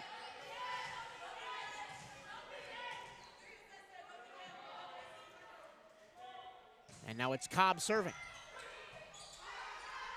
A chance for Callender, and she plays it perfectly. Callender did a great job on that set. It was a little bit higher than she initially thought it would be, and she just took a little jump stop and then kept up her approach after that, and so she could stay behind that ball. That was a nice job. Mecca Freeman with a kill that time.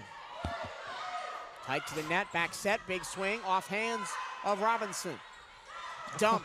What a save by Adams, but it cannot be responded to in kind. She's really impressed me. She reads the ball and what's going on very well.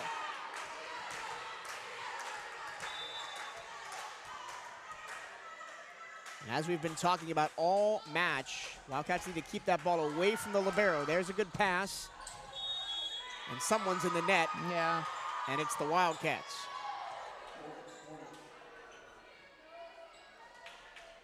You can just tell how much better the Hornets play if that first contact goes from Brooke Adams to set up the setters. Well, even when she takes the second one and she sets the ball, she does a good job at that, too. And remember, Brooke Adams was not the starting libero on this team. Temperance Chapman, Nice all save. conference libero of the year, out with an injury. Hightower denies. Yeah. The middle attack from Clay. Clay's not going to win that battle. I think Hightower has her by like a foot. Yeah. Clay's 5'8", Hightower's 6'2". Yep.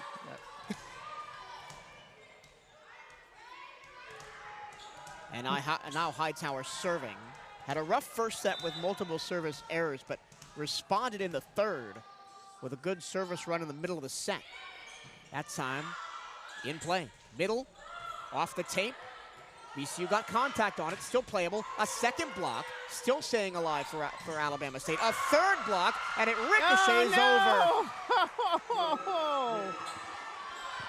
That is about as unlucky as you can get. There is nothing that Bethune could have done about 3 that. blocks on the sequence, and they my still gosh, lose you the block point. it right down on her head, and it goes over the net on your side. Wow. All right, just got to shake that off and get this next point. Get a side out right here. The former Embry-Riddle Eagle, Sierra Scanlon with a great serve.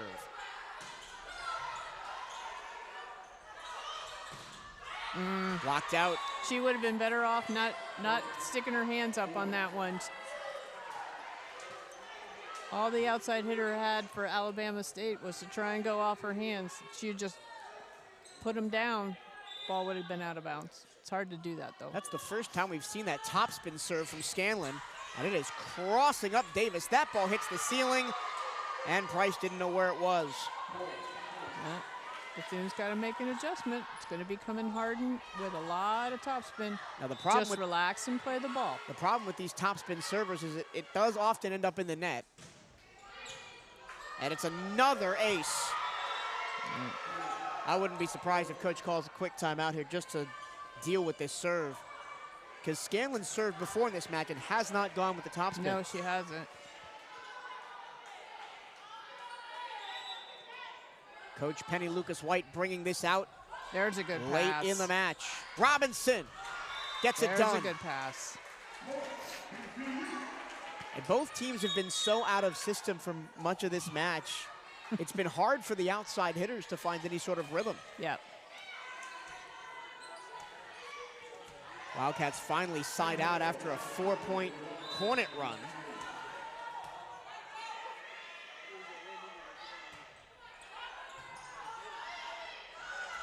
The slide, great dig by Hempel. Nice set. Robinson.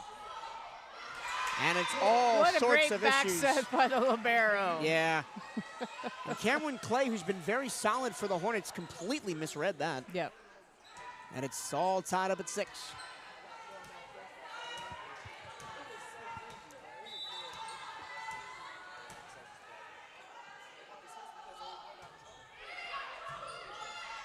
Diving dig off the serve.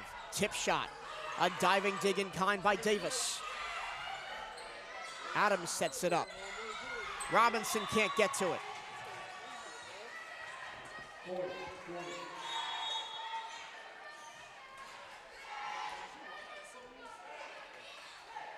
The Hornets have played 4 more players than the Wildcats have.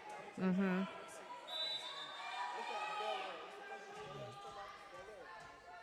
Both teams have 18 players on their roster, but the Wildcats have only used 12 or 13. Good pass. Pushed across. Yep. Big swing, kept alive. Oh, and that's a great tip by Clay. Alabama State playing with that rhythm that we haven't really seen since the middle of set number 2. Because before that second set went to overtime, it was all Hornets. And the Wildcats battled back late. Second referee having to push Alabama State's coaches back a little bit. They're a little bit too close to that sideline. There's that long, awkward serve from the freshman Bailey Payne. Doesn't really move at all. Nope, she doesn't. That was a good read from the Hornet defense. Wildcats can only really go one place with that.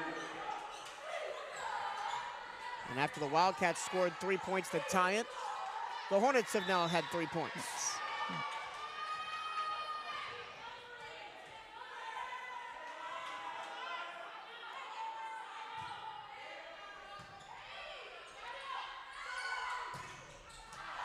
Yeah, and that make it set 4. was way too far inside. Yeah, I know she was trying to mix it up, but sometimes you just got to go to the left outside hitter. Yeah, Coach Williams calls the timeout with the Hornets on a 4-point swing to lead it 10-6. Come be a part of BCU Athletics and support the CatEye Network. If you or your business is interested with partnering with us here on the CatEye Network, you can reach out to the Wildcats Athletic Communications Department at bcusportsinfo@cookman.edu. That's bcusportsinfo@cookman.edu. There is no BC without you. Show your support for Bethune-Cookman Athletics by joining the Wildcat Champions Club today. Help us build a championship culture at Bethune-Cookman. You can donate and join at cookman.scalefunder.com. That's cookman.scalefunder.com. And the last 2 Alabama State points have been off of Wildcat attack errors. Mm-hmm. The Wildcats have started this 4th set slow. Good timeout by coach. Just get them calmed down a little bit. Get them refocused. All you can do is play 1 point at a time. And it's a lot of cliche kind of stuff, but volleyball is such a mental game. Just have to focus on this play right here. None of the other plays that happen matter at all. Get a side out right here. The Wildcats have not really been the better team on offense in this game. They only had 9 kills in that second set that they lost. That time a better pass. But a great dig from the back row by Payne. Robinson off the tape. Overpass. Oh, yeah. Put That's down going straight down. by Price. That's going straight down. And momentum sorely needed for the maroon and gold.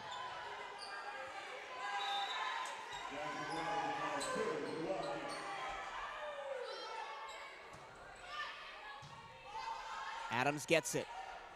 They play the slide, and it is long. No. They're calling for a touch. There's no way there was a touch on that. Alan Penny Lucas White's going to flash the challenge card. I know. That's the first time I think that slide with Hines has missed. She's been very consistent on that. Yeah, I don't know why they're so, well. Hines, 9 kills, 4 errors on 21 swings. That's 238. Remember, there has to be absolute proof that this was a touch. There can't be any question about it, or it just stands, so. Checking in on some match statistics. Kristen Ashby has been excellent for Alabama State, leading the way with 17 kills on 35 swings, 343 her percentage. Nobody on the Wildcats has over 10 kills. Robinson has 9, Price has 8, Simmons has 7. And they are definitely missing Amaya Jennings on that outside as she is out with an ankle injury. Hopefully not long term. Hopefully not. She was in a boot and on crutches when we got to the gym this morning. But the Wildcats have played well without her, lead this match 2-1 against the reigning regular season champions, who have only lost 2 matches in a regular season in the last 3 years. Wow.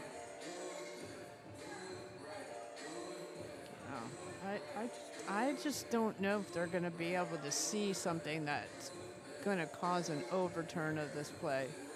Plus, I don't think there was a touch. We are currently reviewing a potential touch on Bethune-Cookman. If this play stands, it would be Alabama State 10, Bethune-Cookman 8. After Kaylin Hines took a back set slide attack long. They are taking a long look at this. No, they took a long look at the last one, too. I just think it's... remember, you've got to be absolutely 100% sure that you can see a touch on this. Yep. And I just... Oh, she's made a decision. Talking to the scorekeeper right now. So it might overturn this. Nope. No It's a overturn. Wildcat They're point. done. Yeah. First of all, I don't think there was a touch, so it would be hard to see evidence that there was. First challenge that Coach White has lost today. Previously 2 for 2. So the Wildcats now down just 2, 10-8. And a set that would win them this match.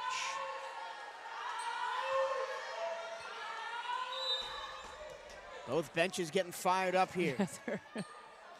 Yes, they are. Nice serve. Nice serve. Long run for Hines. The libero had to play it over. In-system swing for Phillips. It dribbles back coverage. over the net.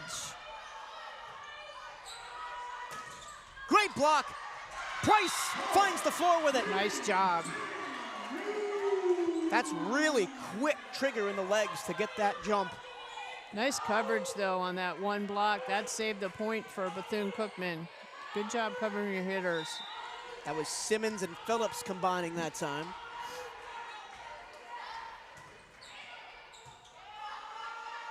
In-system swing, and it's again perfect for Kaylin Hines, who was not really involved in the first 2 sets. Hines likes to go to that cross-court shot, so you really could move the block in just a little bit, and you would probably block it. She has not tried to hit down the line one single time. Now Hines serving. Back set. Dug out by Hines on the back row. Nice rundown. Coverage from Hempel. Off speed from Phillips. And then a big dig out of play. Davis couldn't direct that one netwards. I don't think she could have gotten out of the way either, because that might have been out, but it was hit right at her, so all she could do was try and play it. Kaylin Hines from the service line this year, no aces, 4 errors. Middle attack is good for Price. Price did a good job adjusting to that ball. It wasn't quite set high enough for her, but she did something with it. And I'm always fascinated about why they don't go to that quick middle set more often. It seems to work more often than not. Davis the serve is a good one behind the 10-foot line. But off the head again of Simmons and out of play. 13-10 Alabama State.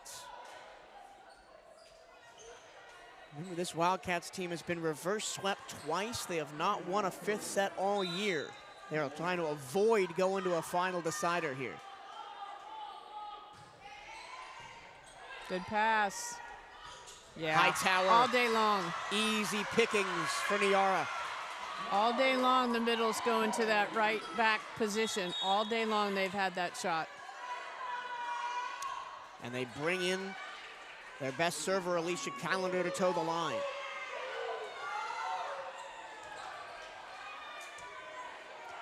Coach Williams is talking to Elizabeth Phillips about that shot that went off her head. Yeah.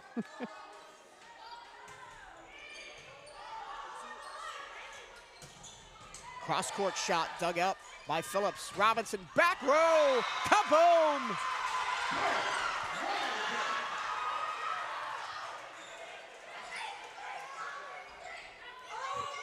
Sometimes you think Jasmine Robinson gets stuck in the back row.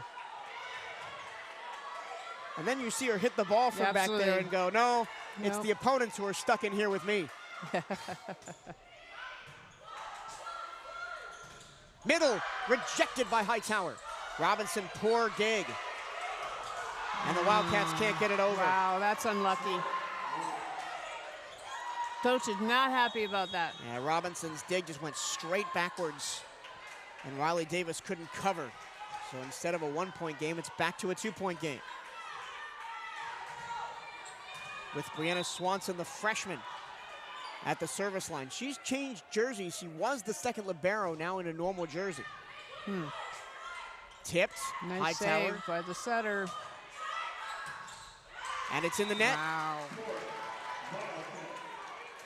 The hitting errors continue for Alabama State, and it is a 1-point game. What a great save by Callender, though, to keep that ball alive. Great job by her. She kept herself out of the net, got the ball up to her middle. Nice serve. Ashby right at Callender. And then blocked.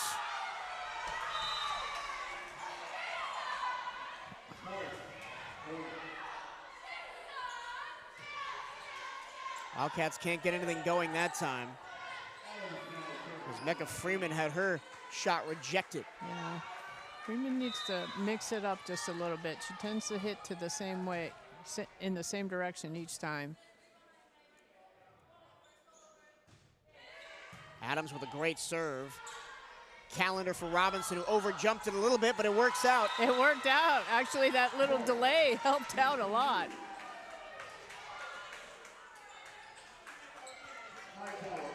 Wildcats keeping in touching distance here. That's really all you need to do. Just stay within striking range until the last couple of points. And the Wildcats weren't ready for that one. No, yeah. Kaylin Hines with the easy pickings. 16-14. Last 5 points have been traded back and forth. Nobody can establish a good run at the service line. Here's Sierra Scanlon, who switched to that top spin serve. Let's see if she goes back to it. She is. She's getting awfully close to foot faulting over there. Robinson blocks. The defense of Alabama State has come to play in this 4th set. They have 8 total blocks in the match. Now 3 of them in this set.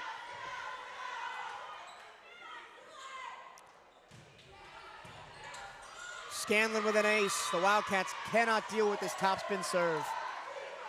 You got to call the ball early. Yeah, that's a good choice. It's a good choice. Change up the serve receive. It's now Phillips back middle, but they go Davis Wow. again. Wow. And she can't handle it. It's 2 aces in a row, and it's a 5-point Wow. Hornet lead. 4 straight points for Alabama State. Timeout Wildcats.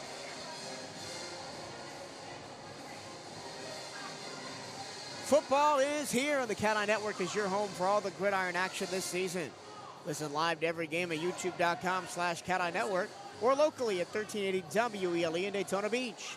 The Cats return to action on Saturday, October 12th as they head to Huntsville to take on Alabama A&M. Catch all the action right here on the CatEye Network or locally at 1380 WELE. And Sierra Scanlon has come in and really given the Hornets life. When you thought the Wildcats were about to take over, they took the lead in the set, and then she goes back to the service line and 2 straight aces, 4 straight points. Yeah. Well, she has a great topspin serve, but the other thing that it does is it also has a spin to the right. So not only is it dying in front of you, it's dying in front of you as it's going across your body to the right at the end. So,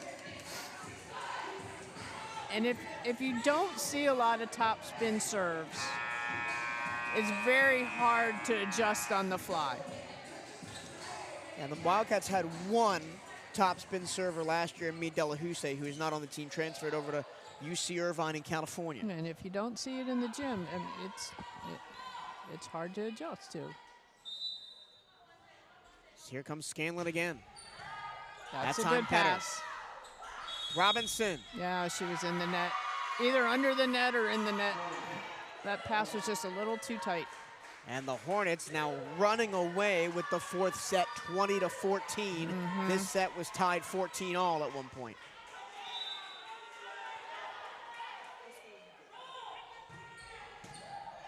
Good pass. Middle. And out.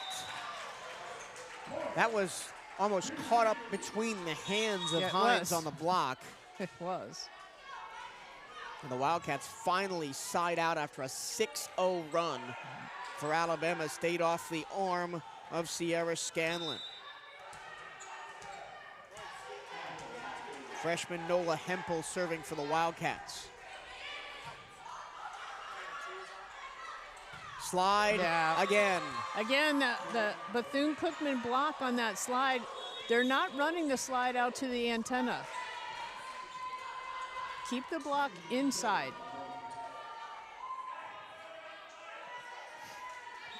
Bethune-Cookman block just going a little bit too far out. The last set against Jackson State 7 days ago, Jackson State pulled away 25-15. That's a great tip shot, but it goes straight back to Payne on the back row. And that's the first mistake we've seen Alabama State's libero make all day. Brooke Adams had to play that over. Yeah, couldn't do it. I don't know if she was trying to be too cute with that and put it tight, low to the net. Oh, what a serve! Jasmine Robinson. Nice serve. That ball had no spin on it at all. No, it was but it died. Like a knuckleball in baseball. Yep. Completely unpredictable. And I learned this last season. The way the volleyball is manufactured with the panels, it reacts to the air currents around it. Which is why you want to serve it like that. Another good serve. And Adams can't save it. It's another ace. Wow. timeout, Penny Lucas White, as the Wildcats are back down by 3. You've just seen the two hardest serves to pass right there, the floater and the jump serve. Well, the topspin serve. Well, yep. Here we go. The Wildcats not out of this one yet No. after giving up 6 straight points. They're being outkilled by the Hornets in the match 51-45, although the Hornets have 38 errors. The Wildcats just 20. Well. Both teams hitting under 200. The Wildcats, 16 blocks through 3 2/3 sets. And this is a good timeout by Alabama State. You know, you got your setters on a roll, the other team setters on a roll. Let her think about it for a while. But it's a lot easier as a float server to get that next serve inbounds than it is sometimes a jump topspin server. And that's why I've been impressed with Scanlon. She hasn't had a bad serve, right? And in this entire last 2 sets where she's changed from the float serve to the topspin. Yeah. Yes, that has been impressive. Jasmine Robinson, who's got 2 straight aces to bring the Wildcats back into agency in this set. Oh, no. Going for the deep corner and just sent it a little bit too much to the side.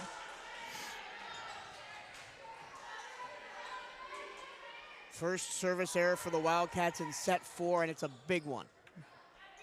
Now it's 22-18 with Kaylin Hines back there at the service line. Let's see who they choose to attack. They've been attacking Riley Davis, the libero. They do again. A little bit tight to the net, and it's outside the pin. Boy, that was miscommunication there. Hemphill set the slide, and A.J. Simmons ran straight at it. And it's 2 points for the Hornets to force a 5th set. Hemphill middle. High off hands. Saved once Nice and save. twice. Pushed across by Phillips. Middle off of the libero, and it's set point for the Hornets. So after that timeout by Coach Lucas White, 3 straight points for Alabama State, and they're on the verge of taking us all the way.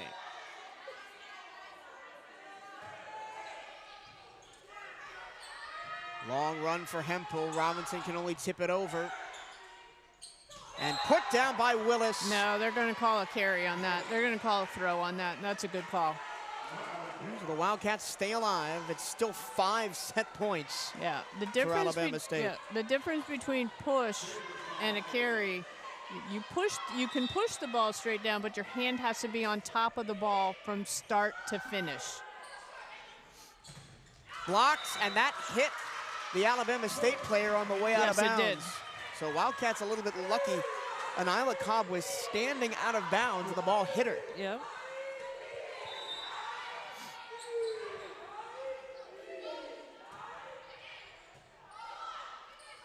A 3rd chance to close the set out. And it's blocked again.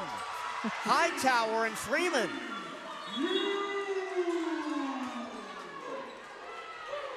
Quick sub there. 24-21. Yep.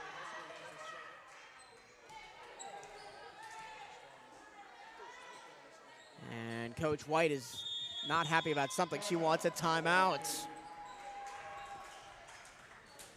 No timeouts left for either team in the set. Still, Alabama State odds-on favorites to take us to a 5th set, but the Wildcats have not won a 5th set this year. They lost to Portland and Stetson and Columbia and Jacksonville, all in 5th sets. 2 of those reverse sweeps. And the Wildcats looking like they're staring down the barrel of having to get over that hump today to move to 3-1 in conference play through the first 2 weekends. No, this game's not over yet, so you never know. And should the Wildcats win this match, it would be a huge scalp. It will be only the 4th regular season loss in 3 years for Alabama State. Well, it would just be a big step for Bethune-Cookman to win, it, come back and win this game, or if it goes to a fifth game, come back and win the fifth game. That's a huge step when you finally break through and do something like that. The Wildcats have had 3 straight points off of the serve of Riley Davis.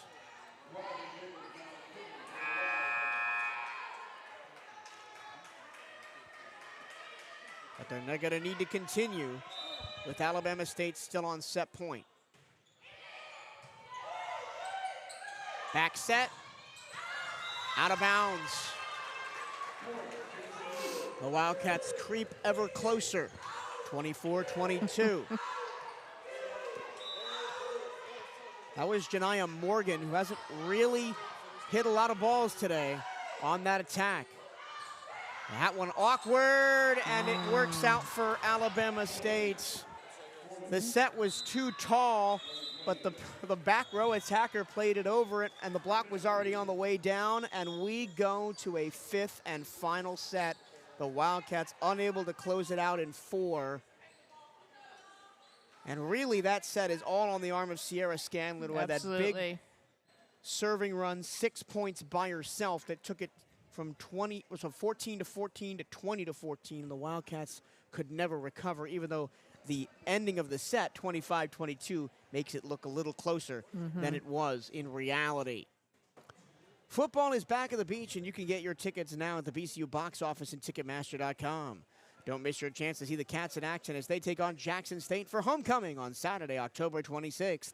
Call the ticket office today at 386-481-2465. That's 386-481-2465, or visit Ticketmaster.com. Well, here we go again. We've talked about it all season. The Wildcats haven't been able to get over the hump in set number 5. They've got another chance against the reigning regular season champions, but a very different Alabama State team. Only 6 players returned from last year, only 3 players who saw significant playing time. But it's been the newcomers who have dominated today for Alabama State. Sierra Scanlon, transfer from junior college. Kristen Ashby, the Georgia State transfer. Brooke Adams, the junior. Kaylin Hines, the sophomore. Cameron Clay, the true freshman setter, who has 38 assists. Yeah. She's done a nice job of setting today. For the Wildcats, their 2-setter rotation. Hempel has 20 assists, Calendar 18. Riley Davis leads the way with 12 digs for the Wildcats. Brooke Adams, the libero for ASU, with 14 digs. In kills, Kate Price and Jasmine Robinson are tied with 11 for Bethune-Cookman. Caitlin Ashby has 18 for Alabama State. And Isla Cobb has responded up to 10, still hitting in the negatives with 13 errors for Cobb. But she has 35 total swings and 40 swings for Cobb and Ashby. Nobody else with more than 24 for Alabama State. The Wildcats have spread it around a little bit more. 30 for Robinson on total swings. Phillips with 27. Simmons with 22. And I feel that this match is going to be won by the team that makes the fewest mistakes.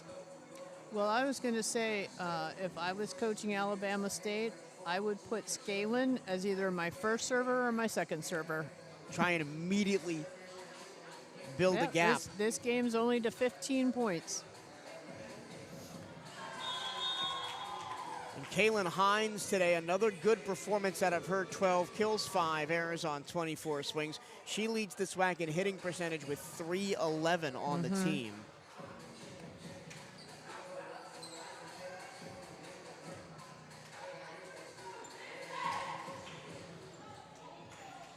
Sierra Scanlon came into the game second on the team in aces with 13. She has 4 this afternoon to take that team lead away from Cameron Clay. And all of them in the last 2 sets. So we shall see as we get ready to start the 5th and final set. We'll play to 15. It's a once again win by 2. Alabama State has played some long matches so far in conference play. Their 2 wins were both 3-2 over Arkansas, Pine Bluff, and Grambling State last weekend. So they have memories of winning a 5-set match, whereas Bethune-Cookman doesn't yet. Yeah. That doesn't mean Bethune-Cookman can't make their own memories starting now. So the first setter for Alabama State will be the freshman Cameron Clay, the setter, who did lead the team in aces coming into the match. A little bit of confusion there for the Wildcats on serve receive. Freeman blocked.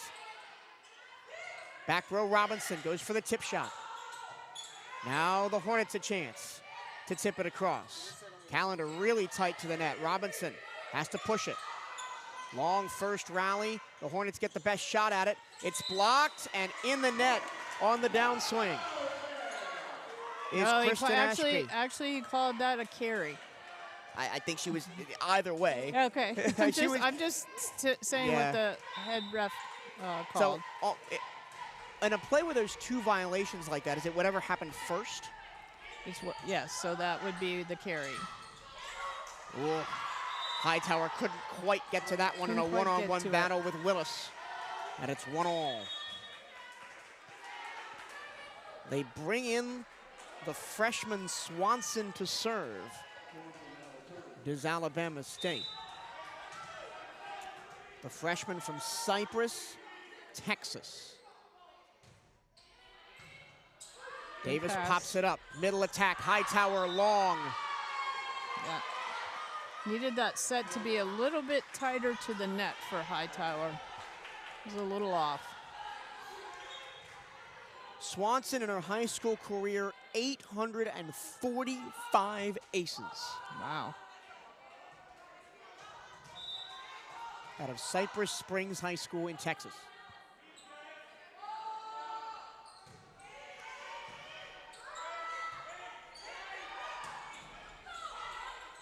Hightower plays it straight up. Robinson gets it far pin and connects. Nice. That was a smart set.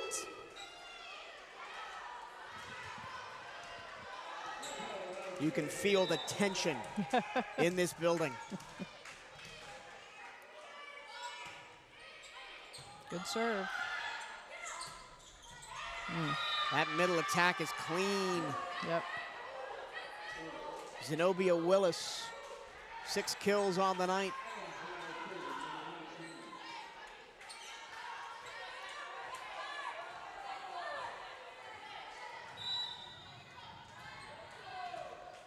Brooke Adams back serving for the Hornets.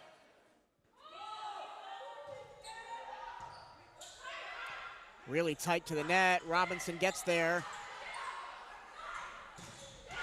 And down through the block for Kristen Ashby.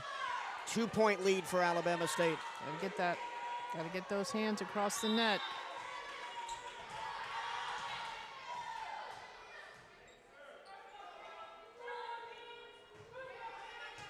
Ace. Freeman misplayed that completely. Yeah. Timeout. Bethune-Cookman, it's 5-2.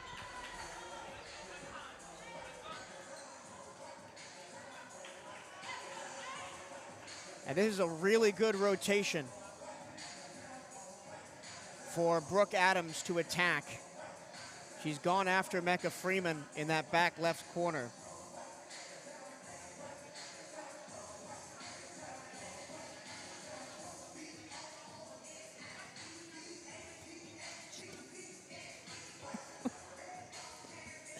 Five to 2 Alabama State. Timeout Bethune-Cookman. The Wildcats trying to win their first 5th set of the year. They're 0-4 so far. And they've lost the first in a 15-point rally scoring game. You're playing 3 games to 5. So they won the first game to 5. Can they now win?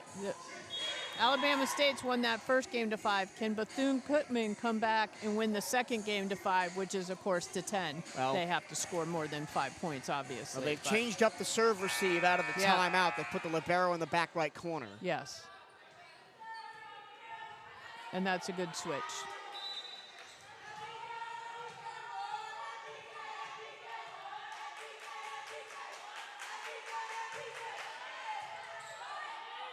Better pass, Robinson. Nice. Wildcats get the side out. And now they bring in Hempel and Simmons. No Hightower in the game right now for the Wildcats. Katal Price will lead the defense.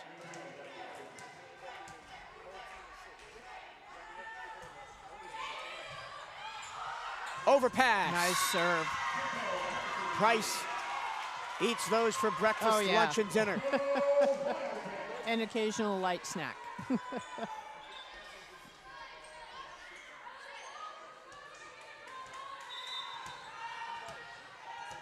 This is a long match. We've now crested the 2.5-hour mark. When does fatigue come into play? Off the tape. Hempel tight to the net. Robinson tips it. And that was the correct decision. Yep. All right, 5-5. Who wins the second game to 5?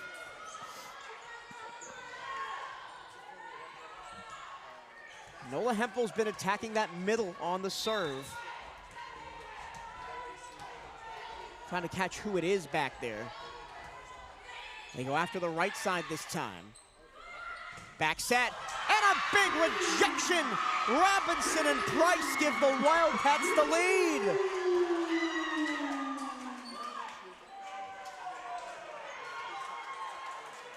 Four straight for the Wildcats.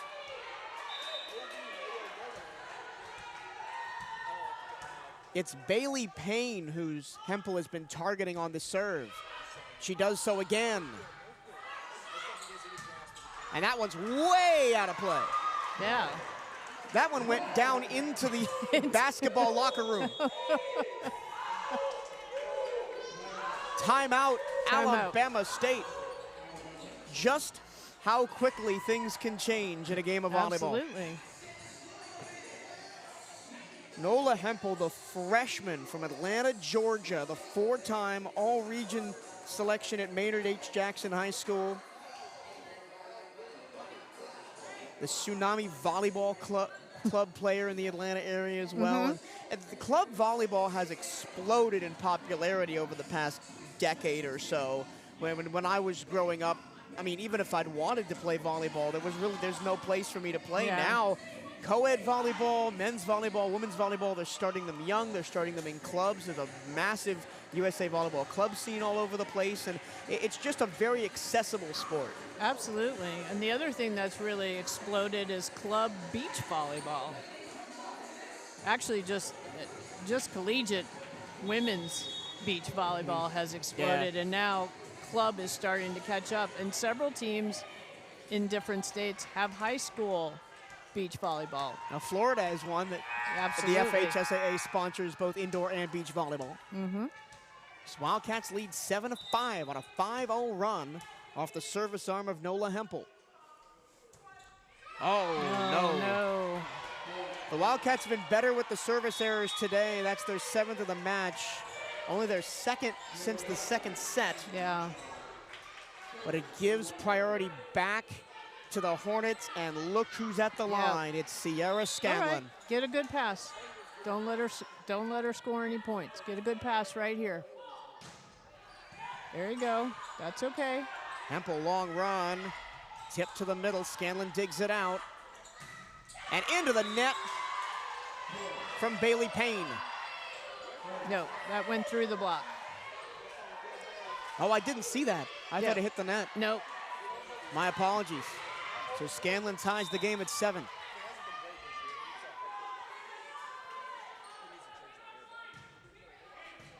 That's a good pass. Middle attack.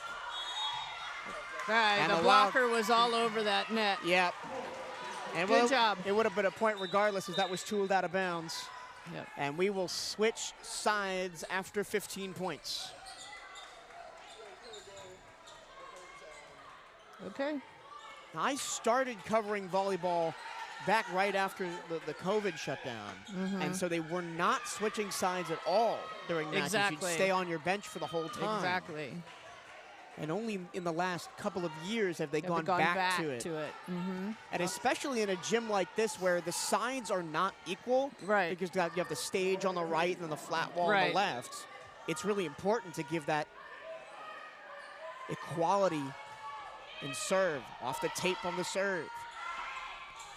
High off hands, unable to be saved by a diving Riley Davis. And it's 8-all. And now Bailey Payne, who's also been very good at the service line tonight, with her back pressed to the wall, gets ready to serve this one. And she'll serve it from there. Yes, she will.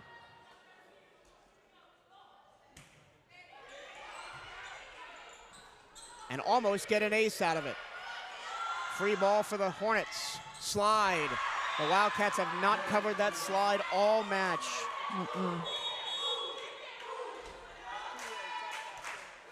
They also have not done a very good job of adjusting to this serve here. They've moved up a little bit now. You know it's going to die in the middle. Yeah, they've moved up a little bit.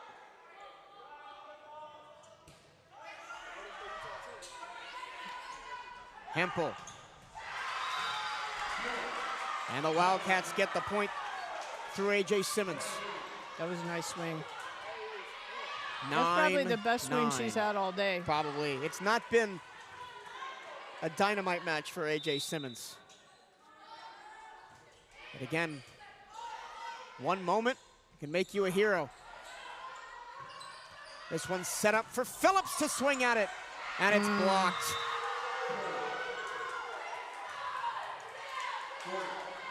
All right. On that right side, the junior Jyra Morgan, the transfer from Charleston Southern.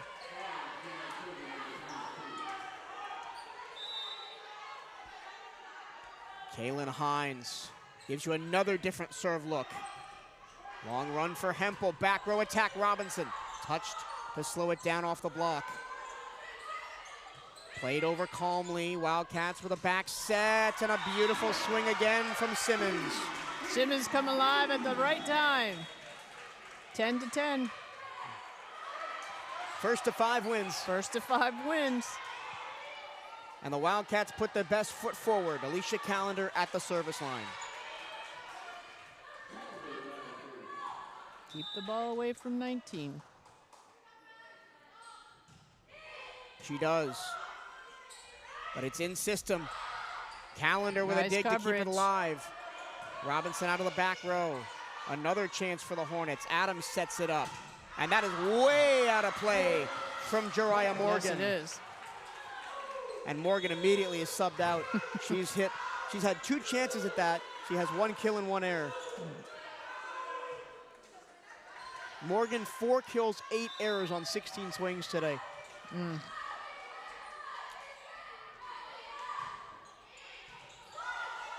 Callender again. That was in. Wow, that was a nice hit. The block was set well. That was just a nice hit. 11-11.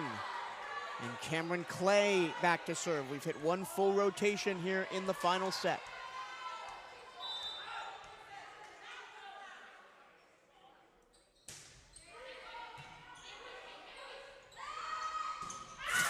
Phillips on the hit.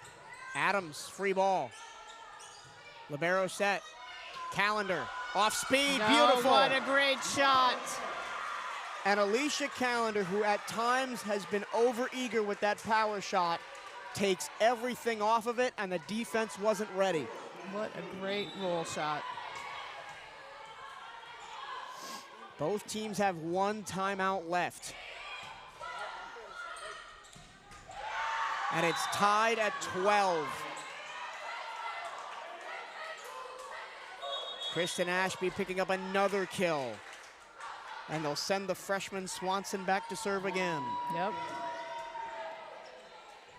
So much pressure on those players, these coaches, to make the right tactical decisions. Yeah. Best of 3 for the match. And that's an error. How huge is that? Only the 3rd service error of the match. How huge is that? For Alabama State. And they take Hightower out to give Gianna Mora a chance to serve because Hightower is not the best from the line. I think it's a smart coaching move. Mora gets it in, but it's to Adams. And that is long. Did it take a touch? Yes. Yeah. I think the Wildcats might challenge this just to slow it no, down. No, I think she knows that was a touch.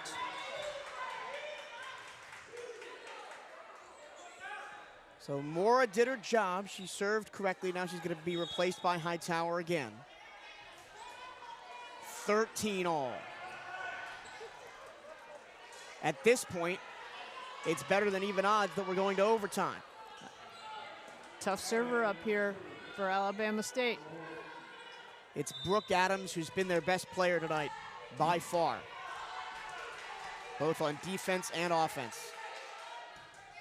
And she serves it in the net. It's because we talked about it. Match point Wildcats. Now, what does Coach Williams do tactically here? She's going to put Hempel at the service line, take Hightower out. The block is Robinson and Price. And we will have the final timeout for Alabama State. Oh, my goodness. Of all the players, for her to miss her serve, wow. The Hornets had 2 service errors in 4 sets. Yeah. And they have 2 in the last 3 points. Wow. Wow. Well, that's why you play the game. The Wildcats are 1 point away from finally breaking the 5th set That's curse. Right. And they were down in this 5th set. They Alabama State started well. They were up 5-2. Mm-hmm. But then Bethune-Cookman came back. Coach Williams called timeout. They got a side out. They went on a 7-point scoring run. It was then tied and the lead and tied behind. Yep. Tied the lead, tied behind. But and now 2 service errors for Alabama State has put Bethune-Cookman in the driver's seat. Now you cannot let adrenaline get to you here. No. If you're Nola Hempel. No. You just got to serve the ball over. That's exactly. Gives the opponents a chance to make a mistake. Uh-huh. You're going to keep the ball away from 19. Just get your best serve. Match point, Wildcats.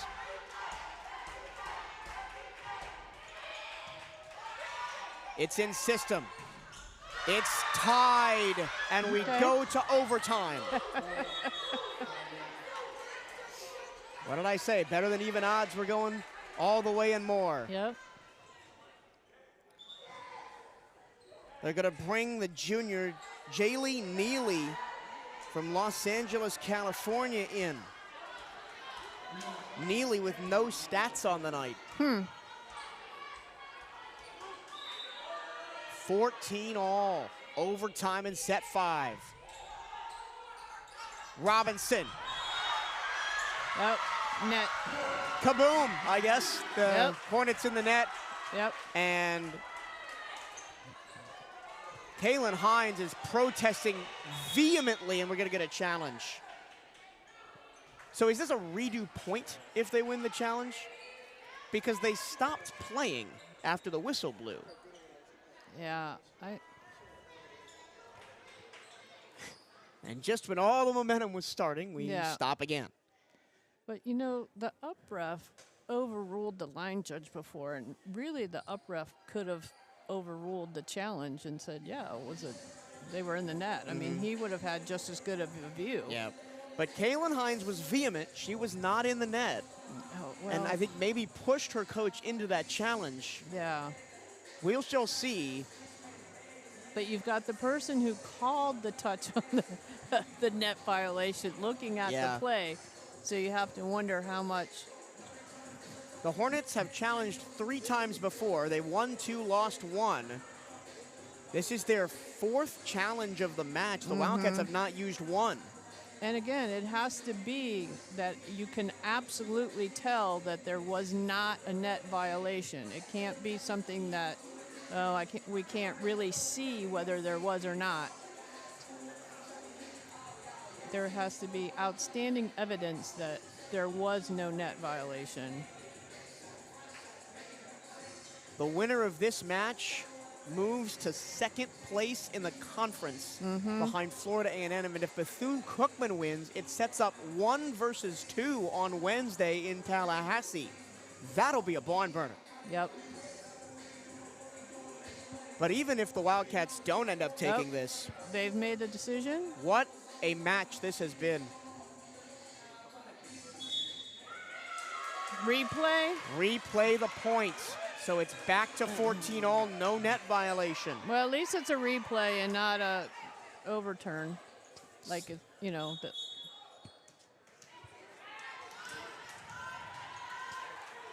I don't know. No, hold on. It's a replay. Yeah, so Alabama State was set up to serve. So they have to bring the same lineup back in. Right. So Jalene Neely comes in.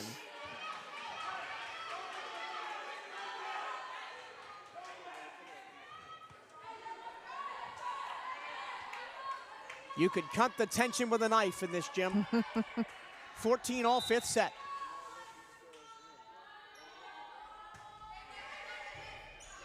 Tough serve receive. Robinson, that's a big hit. Somehow Adams keeps it up. Robinson again, kaboom! Jasmine Robinson, match point Wildcats for the 2nd time in this 5th set. And there was a net violation, but nobody paid attention to that. You can't get 2 points on 1 play. And it's Robinson back to serve.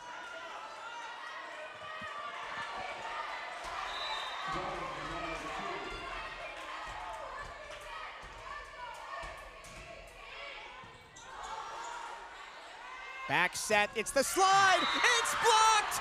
Oh no, they give the point to Alabama State. What?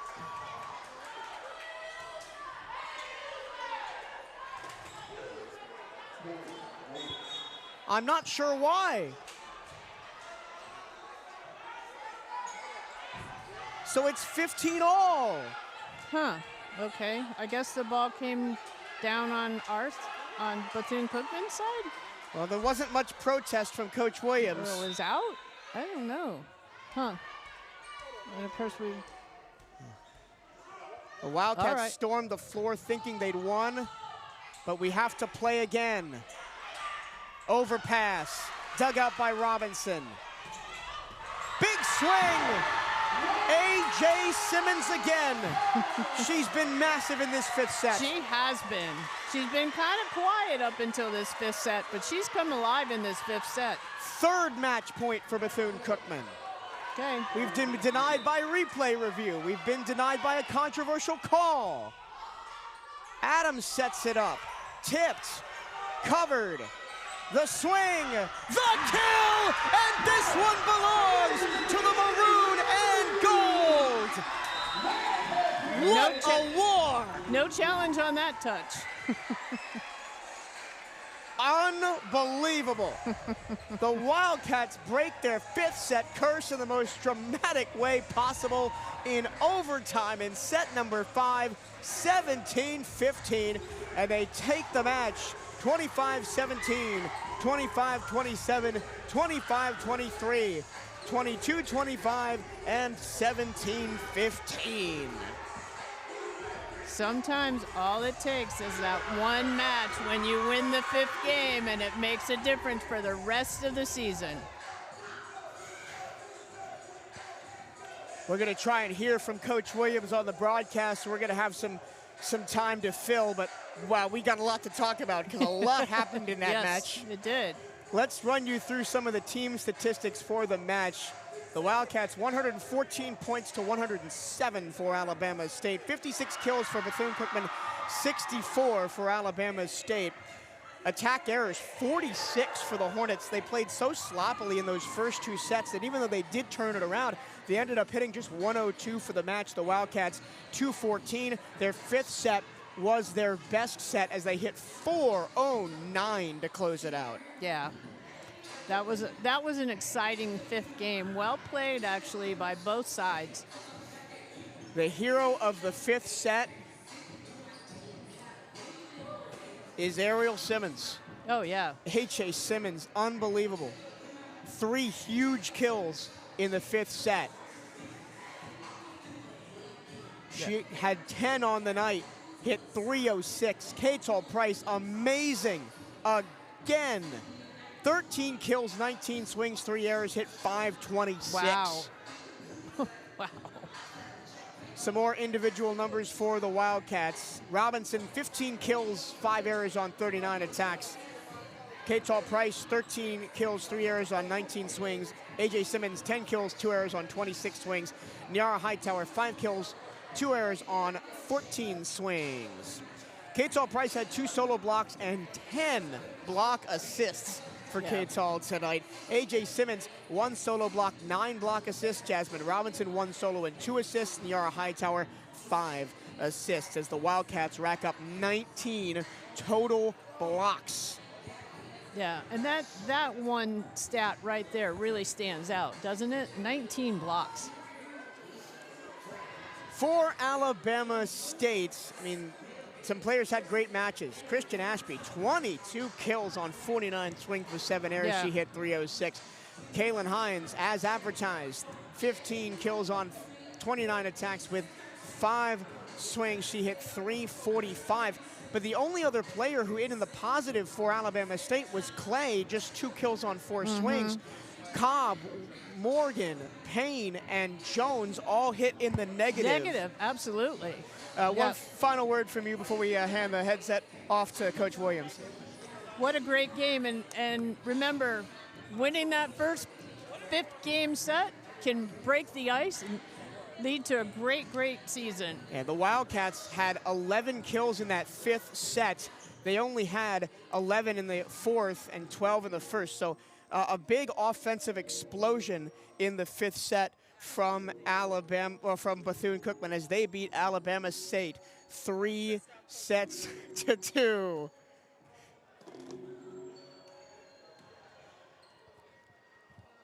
And we're now joined in the booth by Coach Williams. Coach, we talked a lot about it throughout the match, that you hadn't gotten over that hump of winning a 5th set yet this year, and you do so in maybe the most dramatic fashion possible. Absolutely.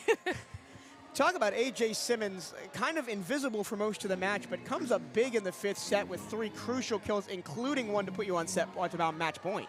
So AJ's a kid who's kind of been struggling a little bit. I call it the junior slump she's kind of been in. But we told her to focus on the things that we know she does well, which is blocking. And so I think now that she's gotten her blocking down, it's allowed her offense to come alive. And she's a kid. She was a dancer, so she understands pressure. She understands discipline, super coachable, mechanically sound. And so she's a kid we want to give the ball to. And she had been scoring for us on that right pin all night. And so we were just kind of going tit for tat with them from the right side. And so she really came through big for us. The first 2 sets were very sloppy on both sides, both teams hitting in the negatives. How do you, as a coach, kind of manage that and get your team back in system? So it's just us understanding that we've had a couple of matches here where defense has actually won the match for us. And so just understanding that we have to minimize our error and make our opponents earn their points. We can't give them points. And we also have to set the tempo on our side. And for us, you know, Alabama State plays a different game than what we play. And I think for the first part of that match, we played with them. And we were very uncomfortable playing that way.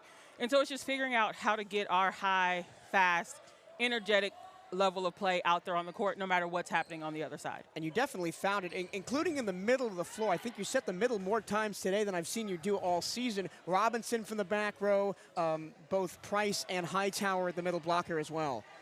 So for us, we really wanted to work that middle of the court. We felt like that's where they were weaker. They were bigger on the pins. They did switch it up on us and went with a 5-1, and so they had the small setter. And so we just try to utilize that. People haven't seen Jazz out of the back row. That kid hits a bullet from the back row. And our setters set it so fast that the opponent sometimes doesn't even know if it's front row or back row ball. And because you have to respect our middles, that has now opened up another level of offense for us, we feel. Talk a little bit about serving strategy, because we up here, we're watching that kind of chess match all match long. It's, you know, do you serve the libero? Do you not serve the libero? Who do you attack? Do you attack with a float? Do you go tight to the net? Talk about how trying to draw those serves up. So for us, it's really about how to set ourselves up defensively to get a block. I think we finished with 19 total team blocks. And so it really boiled down to us setting ourselves up to get a block. And so we knew who their hot hand was. We knew who their go-to hitters were from watching the film that we've been able to watch. And so it was about trying to isolate that attacker, and so it gives our blockers less people to look at. If we can take out their right side with a short serve, then that means we only have to play to the right side of our court. And so it's just understanding how we can put ourselves in a position to win the point defensively with our serves. Well, Coach, thank you for your time. Congratulations on the win. Thank you so much. The Wildcats take this one 3-2. They move to 3-1 in conference play, tied for second behind Florida A&M in first. They will play on Wednesday in a battle of the top teams in the conference. That'll do it for us here at Moore Gymnasium. For Cheryl Carlson and our entire student-led production crew here on the CatEye Network, my name is Michael Turillo. Thank you so much for spending your afternoon with us, and we'll see you next time.